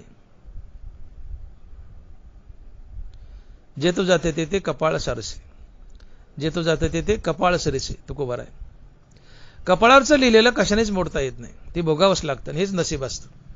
आणि यालाच म्हणायचं ठेविले अनंते तैसेची राहावे, चित्ती असू द्यावे समाधान. तुम्ही लाख पटकाव, कसं जगायचं आमच्या हातातच नाहीये. आम्हाला कसं जगवायचं हे आमच्या नशिबाच्या हातात आहे. मज लागी दुःख व्हावे असे कोणी वांछना जीवे, परी न वांछिता दुःख पावे, जे न पवे स्वतंत्रता. मला दुःख होऊ नये अशी सगळ्याची इच्छा आहे, पण नशिबात असेल तर दुःख जीवनात येतं. काय करू शकता तुम्ही? काय करू शकता? काहीच करू शकत नाही. दुःख भोगावंच लागतं. हा गा रोगू काय रोगिया आवडे दरिद्र दरिद्रिया, पण ही भोगी विजय बळी अद्रष्टा जेने. कोणाला वाटतं मला कोणाला वाटतं मला मोठी मोठी रोग व्हावेत, कोणाला वाटतं मला दारिद्र्य यावं. कोणालाच नाही. रोगराई दारिद्र्य कोणाला आवडत नाही. रोगराई दारिद्र्य कोणालाच आवडत नाही. पण त्या बलवान नशिबाने जर तुमच्या जीवनात दारिद्र्य आणि रोगराईचा भोग लिहिला असेल तर तो तुम्हाला भोगूनच पार पाडावं लागतं. धनबरा बोलतायत, हागा रोगू काय रोग या, आवडे दरिद्र दरिद्रिया, पण ही भोग जे बळी अदृष्टा जने. अदृष्ट म्हणजे नशीब. तुम्हाला लाख वाटतं की मला रोग होऊ नये, मला दारिद्र्य होऊ नये, पण तुमच्या नशिबात प्रारब्धात त्या प्रारब्धात लिहिलं असेल, त्या प्रारब्धात लिहिलं असेल की तुला हे रोग होतील, तुला दारिद्र्य येईल, तर ते भोगावंच लागतं. भोगावंच लागतं, तुमची इच्छा असो की नसो. याचा अर्थ काय होतो? ठेविले अनंती तैसेची व्हावे, ठेविले अनंती तैसेची राहावे. बरेचसे लोक असे ताशेरे मारतात की संतांनी समाज आळशी केलाय, ठेविले अनंती तैसेची राहावे. काय करू शकता सांगा तुम्ही? आमचे तुकोबाराय म्हणतात ठेविले अनंती तैसेची राहावे, अर्थात देव जसा ठेवील तसंच तुम्हाला राहावं लागतं. तुम्ही काही करू शकत नाहीत, काहीच करू शकत नाही. याचा सरळ अर्थ आहे की नसीब जसं जगवेल तसंच तुम्हाला जगावं लागतं. तुम्ही काहीच करू शकत नाही. तुम्हाला कसं जगवायचं हे नशीब ठरवतं, फक्त कसं वागायचं एवढंच आम्ही ठरवू शकतो. नशिबाने जर तुमच्या कपाळावर त्या सटवीने लिहिलंय की वयाच्या 40व्या वर्षी तुला डायबिटीस होईल, तुम्ही किती पळा, नशीब तुम्हाला गाठतं. नशीब गाठतं ना, वयाच्या 40व्या वर्षी तुम्हाला डायबिटीस होतो. जर तुमच्या कपाळावर सटवीने लिहिलं की वयाच्या 50व्या वर्षी तुम्हाला कॅन्सर होईल, नशीब गाठतं, वयाच्या 50व्या वर्षी तुम्हाला कॅन्सर होतो. नशिबानं कपाळावर लिहिलंय की वयाच्या 60व्या वर्षी तुला रगतपिती फुटेल, नशीब गाठतं, तुम्ही किती पळा, वयाच्या 60व्या वर्षी तुम्हाला रगतपिती फुटतेच. काला लाटीचे लिहिले नमोडे गा काही केले, काळे गोरेपणा धुतले फिटवण्याने. कपाळावर जे लिहिलंय ते तुम्हाला भोगावंच लागतं, तुम्ही कोणी असा. आणि मग कसं जगायचं आमच्या हातात असतं, तर आम्ही आमच्या अंगाकडे एकही रोग येऊ दिला नसता, गरिबी येऊ दिली नसती, आम्ही ठणठणीत राहिला असतो, सगळे श्रीमंत झाला असतो. मग ही गरिबी श्रीमंतीची विषमता का, रोगराईची विषमता का, तर हे नशीब आहे. यालाच म्हणतात ठेविले अनंती तैसेची राहावे. यालाच म्हणतात नशीब जसं जगवेल तसं आम्हाला जगावं लागतं. आणि मग कसं जगायचं आमच्या हातात नाहीच आहे. नशीब जसं जगवेल तसंच जगावं लागतं, त्यात आम्हाला हस्तक्षेप करता येत नाही. आणि नशीब आपल्या बऱ्या वाईट कर्मावर ठरतं. वांचून देत घेत अनेक निभ्रांत नाही सम्यक, इथं कर्माची फळसूचक मनुष्य लोक. केले कर्म तैसे भोग आले. देव साक्षी भावना हृदयात उभा आहे, तसे समजते या भजना मी साक्षीभूत पै अर्जुना, येत प्रतिफळे भावना आपलाली. देव म्हणतो मी साक्षी भावना हृदयात उभा आहे. चांगलं केलं शाबासकी नाही, वाईट केलं मी टोकत नाही, फक्त काय करतायचा हिशोब ठेवतो आणि त्याचा भोग देतो. काय करतायचा हिशोब ठेवतो आणि त्याचा भोग देतो, हेच नशीब असते. दिव्याच्या प्रकाशात कुणी काही करा, देवा साक्षी भावना पाहतो, तो कोणाला टोकत नाही. देव साक्षी भावना हृदयात उभा आहे, तुमच्याकडे बघत असतो काय करता. तुम्ही टेबलाच्या वरून घ्या नाही तर खालून घ्या, तो टोकत नाही. पण टेबलाच्या खालून घेतलंय ना, डायरीमध्ये नोंद करतो, या कुकर्माचा तुम्हाला जरूर भोग देतो. किती करप्शन करा, याची फेड येतेच. भ्रष्टाचार लांडी लबाडीची फेड येते, कारण देवानी पाहिले तुम्हाला. तुम्हाला वाटतं देव कुठं बघायला आलाय? दरबारा लिहितात, हे गगनावनी जुने परमाणुनी साने, आगवेची आगवेपणे देखत असे. देव गगनावून जुना आहे, परमाणून बारीक आहे, पण एका वेळी या विश्वात कुठं काय चाललंय पाहू शकतो. आगवेची आगवेपणे देखत असे. तुम्ही टेबलाच्या वरून घ्या ना तर टेबलाच्या खालून घ्या, देवाची नजर तुमच्यावर आहे. शिवाय तो हृदयात उभा आहे, त्याच्या हृदया माझी मी रामू, असता सर्व सुखाचा रामू. हृदयात उभा आहे साक्षी भावना, तुमच्याकडे बघतोय तुम्ही काय करता, आणि जे काय कराल त्याचा हिशोब ठेवतो. हा हिशोब म्हणजेच नशीब, हाच फळभोग आहे. आणि यालाच मला ठेविले अनंती तैसेची राहावे, चित्ती असू द्यावे समाधान. म्हणून जीवाचा आटापिटा करू नका. जसं नसीब जगवेल तसं जगा, त्यात आम्हाला हस्तक्षेप करता येत नाही. तुम्ही लाख पाठवा, तुम्ही कोट्याधीश आहेत, पण तुम्ही म्हणले मला रोगच व्हायचा नाही. तुमच्या कपाळावर जर नशिबाने लिहिलं की तुला कॅन्सर होईल, तुला दमा होईल, तुला डायबिटीस होईल, तुला रगतपिती फुटेल, अब्जावधी रुपये जवळ, पण नशिबाने लिहिलंय वयाच्या 50व्या वर्षी हे तुला हे रोग होतील, पण वयाच्या 50व्या वर्षी तुला कॅन्सर होईल, आणि तुम्ही कोट्याधीश आहेत, तुम्हाला कॅन्सर होतोच. मग तुम्ही कोट्याधीश आहे तर तुम्ही तुमचा कॅन्सर टाळा ना. का टाळू शकत नाही? का दवाखान्यात धाव घेता? नीट करायसाठी दवाखाना आहे, पण कॅन्सर होऊ नये यासाठी काय? डायबिटीस झाला दवाखाना आहे, पण डायबिटीस होऊ नये यासाठी काय? आज 50% लोकांना डायबिटीस आहे. हे नशीब आहे. ठीक आहे, लोक कामं करत नाहीत, आळशी झालेत, बसतात, डायबिटीसचं 10-5% प्रमाण वाढले, पण शेवटी नशीब आहे. तुम्हाला मध्ये दमा होतो, सोरियासिस होतो, नाना प्रकारचे रोग होतात. तुम्ही अब्जाधीश आहेत का? काय कातडीचे सोरियासिस किंवा हा दमा बिमा टाळू शकत नाहीत? का रगतपिती टाळू शकत नाहीत? का टीबी टाळू शकत नाहीत? तुम्ही पैशावले टाळा ना टीबी, रगतपिती. झाल्यावर दवाखान्यात धाव घ्याल पैशाच्या बळावर, पण होऊ नये यासाठी काय तुमच्या हातात आहे?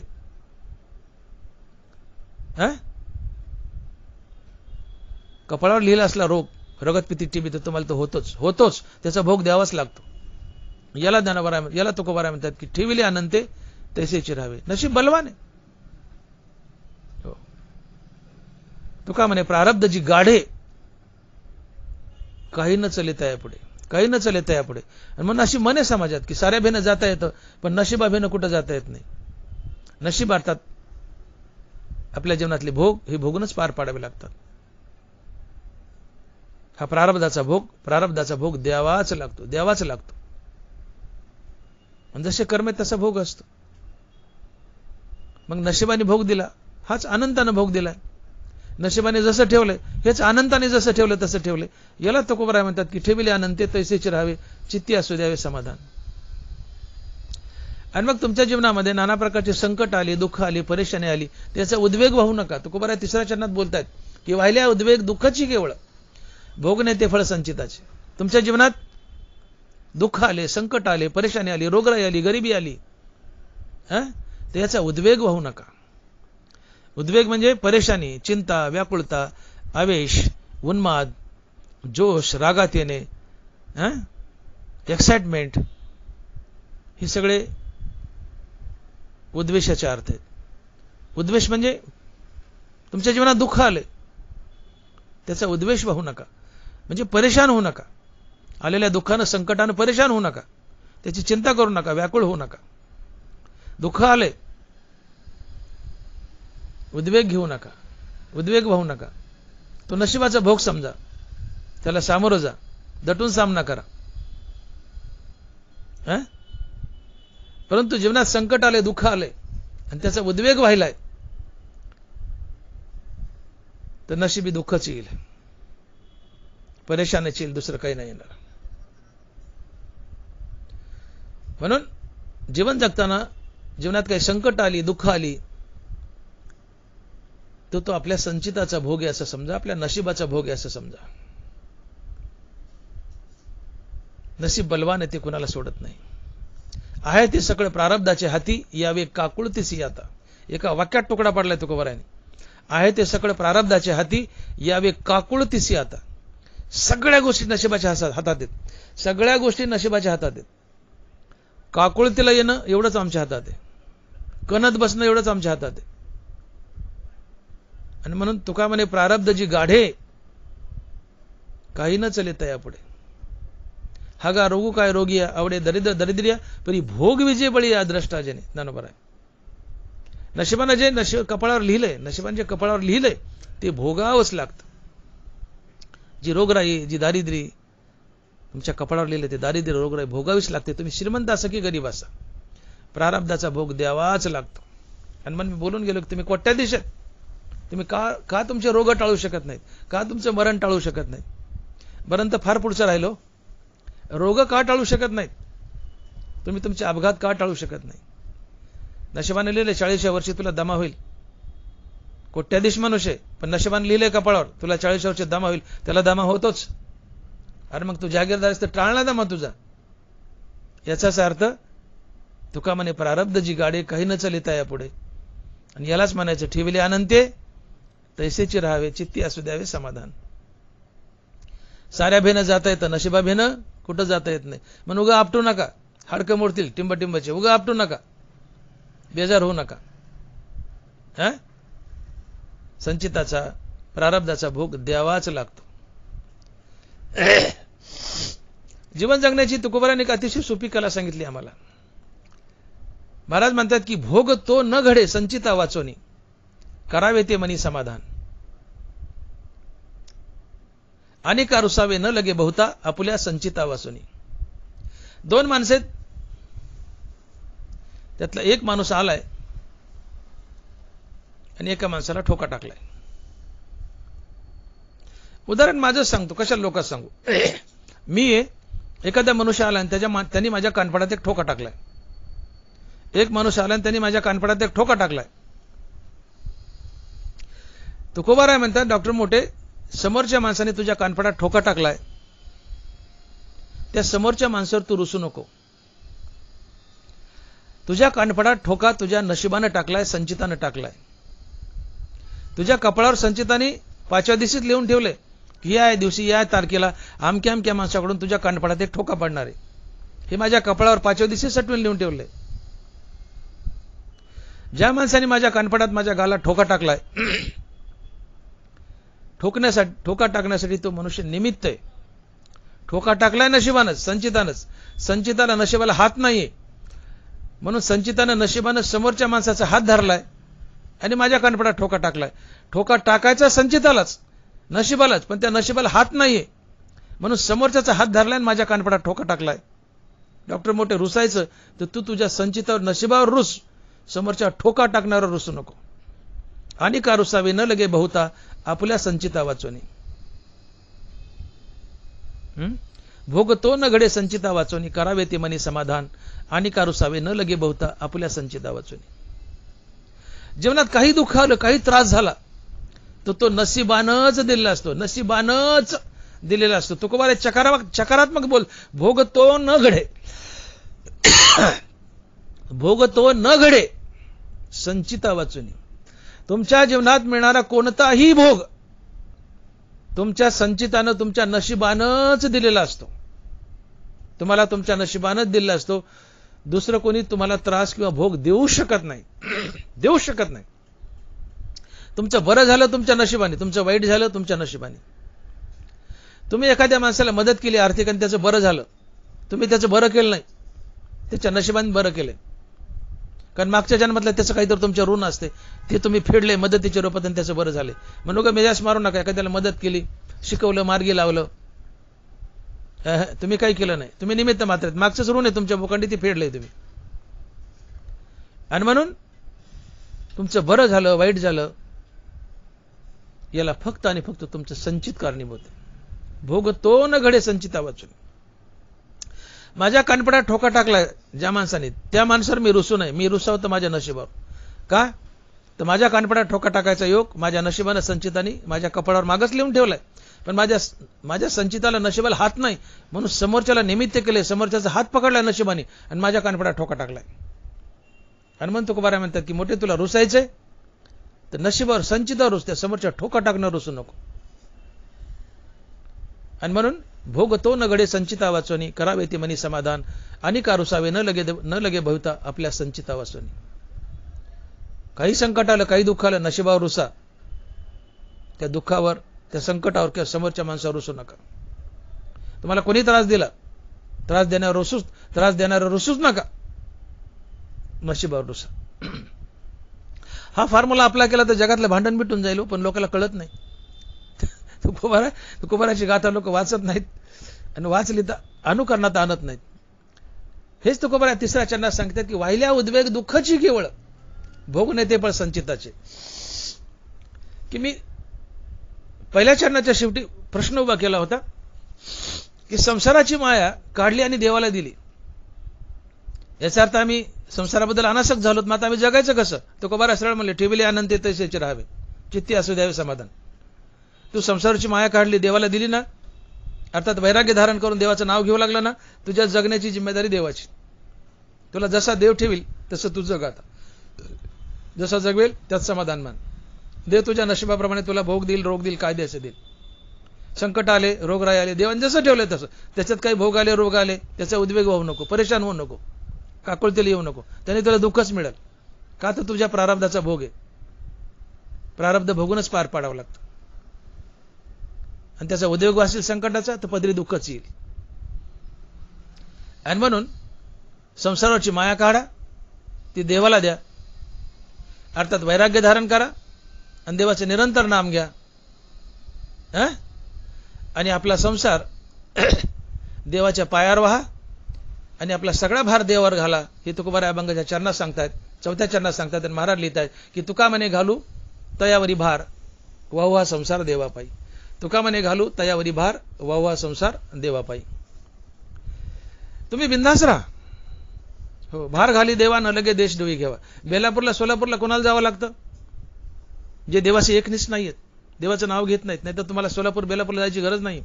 तुम्ही देवाचं नाव घेतलं निरंतर की तुमच्या भरण पोषणाची जिम्मेदारी देवाची, पण तुम्ही देवावर विश्वास टाकत नाहीत, त्याचं नावच घेत नाहीत, म्हणून कारखाना रोज तोडायला जावं लागतं. तुकोबाराज बोलतात भार घाली देवा न लगे देश डोई घ्यावा. देश डोई घ्यावा म्हणजे पोट भरायला देशा दुनियावर जाणं, याला म्हणतात भार घाली देवा न लगे देश डोई घ्यावा. तुम्ही देवावर विश्वास ठेवा, त्याचं निरंतर नामचिंतन करा, कारखान्यावर जायची गरज नाही. तुम्ही त्याचं नाव घेतलं निरंतर की तुमच्या भरण पोषणाची जिम्मेदारी देवाची. तो कुठून कसा काय काम पैसा उपलब्ध करून द्यायचा त्याचं तो ठरवेल. तुकोबाराय म्हणतात तुम्ही संसाराची माया काढा आणि देवाला द्या, संसाराचं प्रेम काढा आणि देवाला द्या. याचाच अर्थ वैराग्य धारण करा आणि देवाचं नाव घ्या. आणि मग आपल्या भरण पोषणाची जिम्मेदारी देवावर घाला. हा संसार सगळा देवाच्या पायावर व्हा. तुम्हाला कसं जगवायचंय ही देवाची जिम्मेदारी.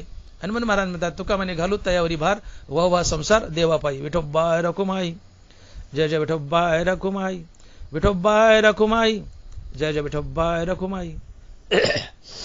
याच्यामध्ये आपण अभंगाचा भावार्थ पाहिलाय. तुकोबाराय म्हणतात की हेच थोर भक्ती आवडते देवा, संकल्पावी माया संसाराची. ठेविले अनंती तैसेची राहावे, चित्ती असू द्यावे समाधान. वाहिल्या उद्वेग दुःखची केवळ, भोग नेते फळ संचिताचे. तुका म्हणे घालू तयावरी भार वाहुवा संसार देवापायी. सारांश तुकोबाराय म्हणतात की तुम्ही आपल्या संसारावरची माया, संसाराचं प्रेम काढा आणि देवाला द्या. माया म्हणजे प्रेम. तुम्ही संसाराचं प्रेम काढा, ते प्रेम देवाला द्या. किंवा तुम्ही संसाराची माया काढा, ती माया देवाला द्या.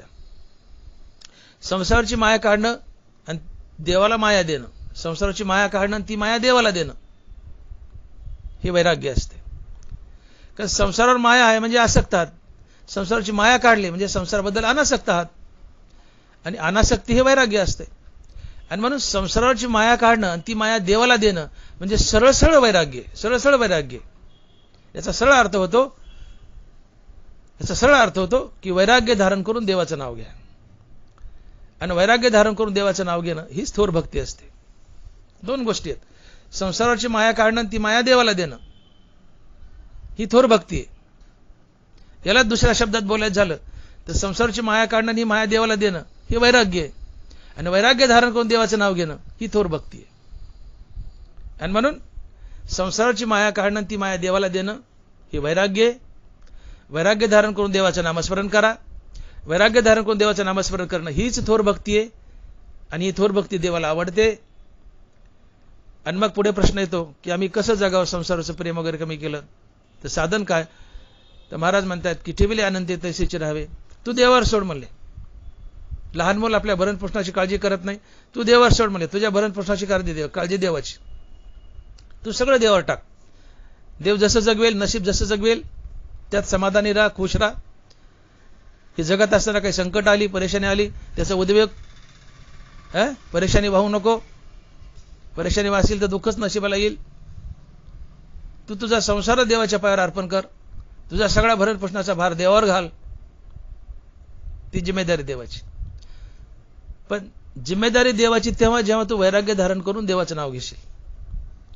आणि म्हणून हीची थोर भक्ती आवडते देवा, संकल्पावी माया संसाराची. यातून तुकोबाराय एक संदेश देत आहे की तुम्ही संसाराची माया काढा आणि देवाला द्या. संसाराची माया काढा आणि देवाला द्या. याचा अर्थ तुम्ही वैराग्य धारण करा आणि देवाचं नाव घ्या.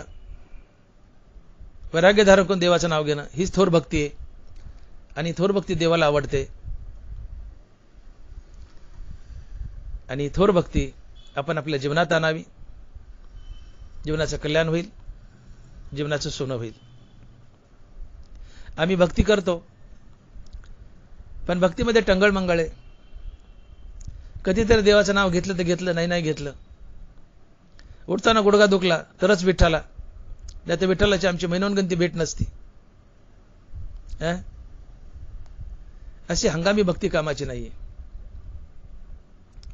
देवाला भक्ती आवडते, पण कोणती? की जे प्रेम तुम्ही तुमच्या बायका मुलावर करता, संपत्तीवर करता, संसारावर करता, ते सगळं वॉशआउट करा, ते सगळं नाहीसे करा, ते सगळं प्रेम देवाला द्या. दोन्ही डगरीवर हात ठेवून चालत नाही.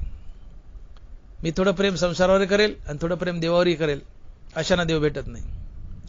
संसारावरचं सगळं प्रेम तुम्हाला काढावंच लागतं आणि ते देवाला द्यावंच लागतं, तर आणि तरच तुम्हाला देव भेटतो. आणि संसारावरचं सगळं प्रेम काढणं आणि देवाला देणं हे वैराग्य असते. आणि वैराग्याशिवाय देव भेटत नाही. देव भेटला तर वैराग्यानंच भेटतो. ते हे विषय वैराग्य, जे आत्मलाभाचे भाग्य, याने ब्रह्मानंदा योग्य जीव होते. मग अशी भक्ती आम्ही करतो का? अशी भक्ती आमच्या जीवनात आहे का?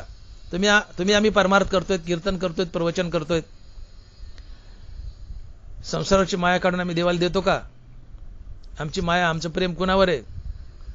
पैशावर. कीर्तनातून किती पैसे काढू, कीर्तनातून किती पैसे काढू, त्या पैशावर प्रेम आहे. देवावर प्रेम आहे का? मग देव भेटेल का?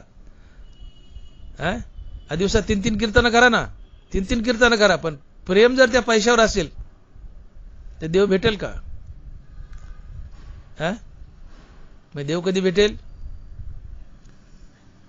कीर्तनातून मिळणाऱ्या पैशावरचं प्रेम कमी करा, किंवा कीर्तन करून पैसाच घेऊ नका. हे खरं देवावर प्रेम आहे. तुमची घन आसक्ती आहे संसारामध्ये, घन आसक्ती संसारात, आणि तुम्ही अपेक्षा करता की मला देव भेटावा. कुठलं तरी एकच भेटेल, कुठलं तरी एकच भेटेल. संसारात आसक्ती, संसार भेटेल. देवात आसक्ती, देव भेटेल. दोन्हीत आसक्ती, दोन्ही भेटायचं नाही.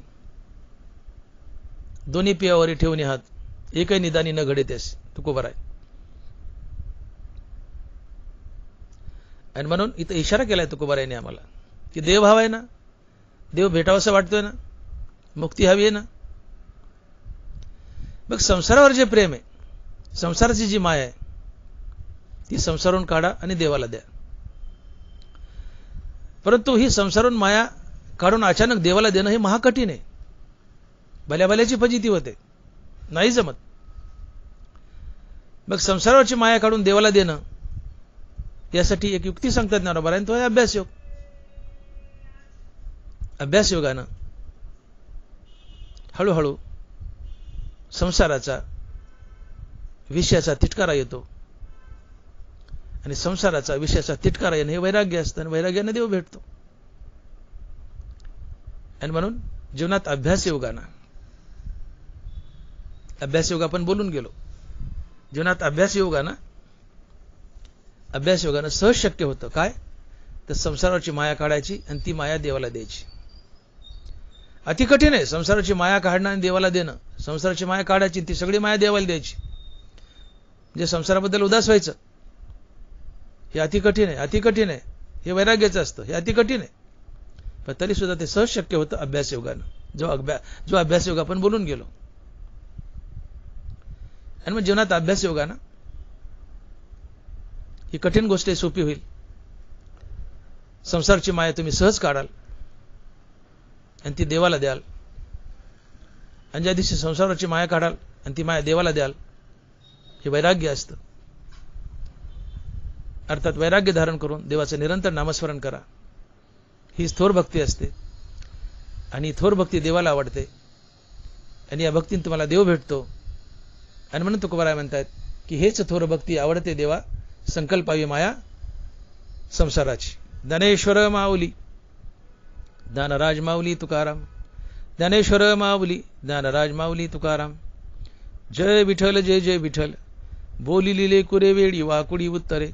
करा क्षमा अपराध महाराज तुम्ही सिद्ध. नाही विचारीला अधिकार मी आपुला. करा क्षमा अपराध महाराज तुम्ही सिद्ध. ज्ञानदेव तुकाराम, ज्ञानदेव तुकाराम. तुकाराम तुकाराम तुकाराम तुकाराम तुकाराम तुकाराम. पुंडलिक वरदे हर विठ्ठल श्री ज्ञानदेव तुकाराम. गोपाल कृष्ण भगवान की जय. माऊली ज्ञानेश्वर महाराज की जय. जगद्गुरु तुकाराम महाराज की जय. विठ्ठल विठ्ठल विठ्ठल विठ्ठल विठ्ठल विठ्ठल विठ्ठल विठ्ठल विठ्ठल विठ्ठल विठ्ठल विठ्ठल विठ्ठल विठ्ठल विठ्ठल.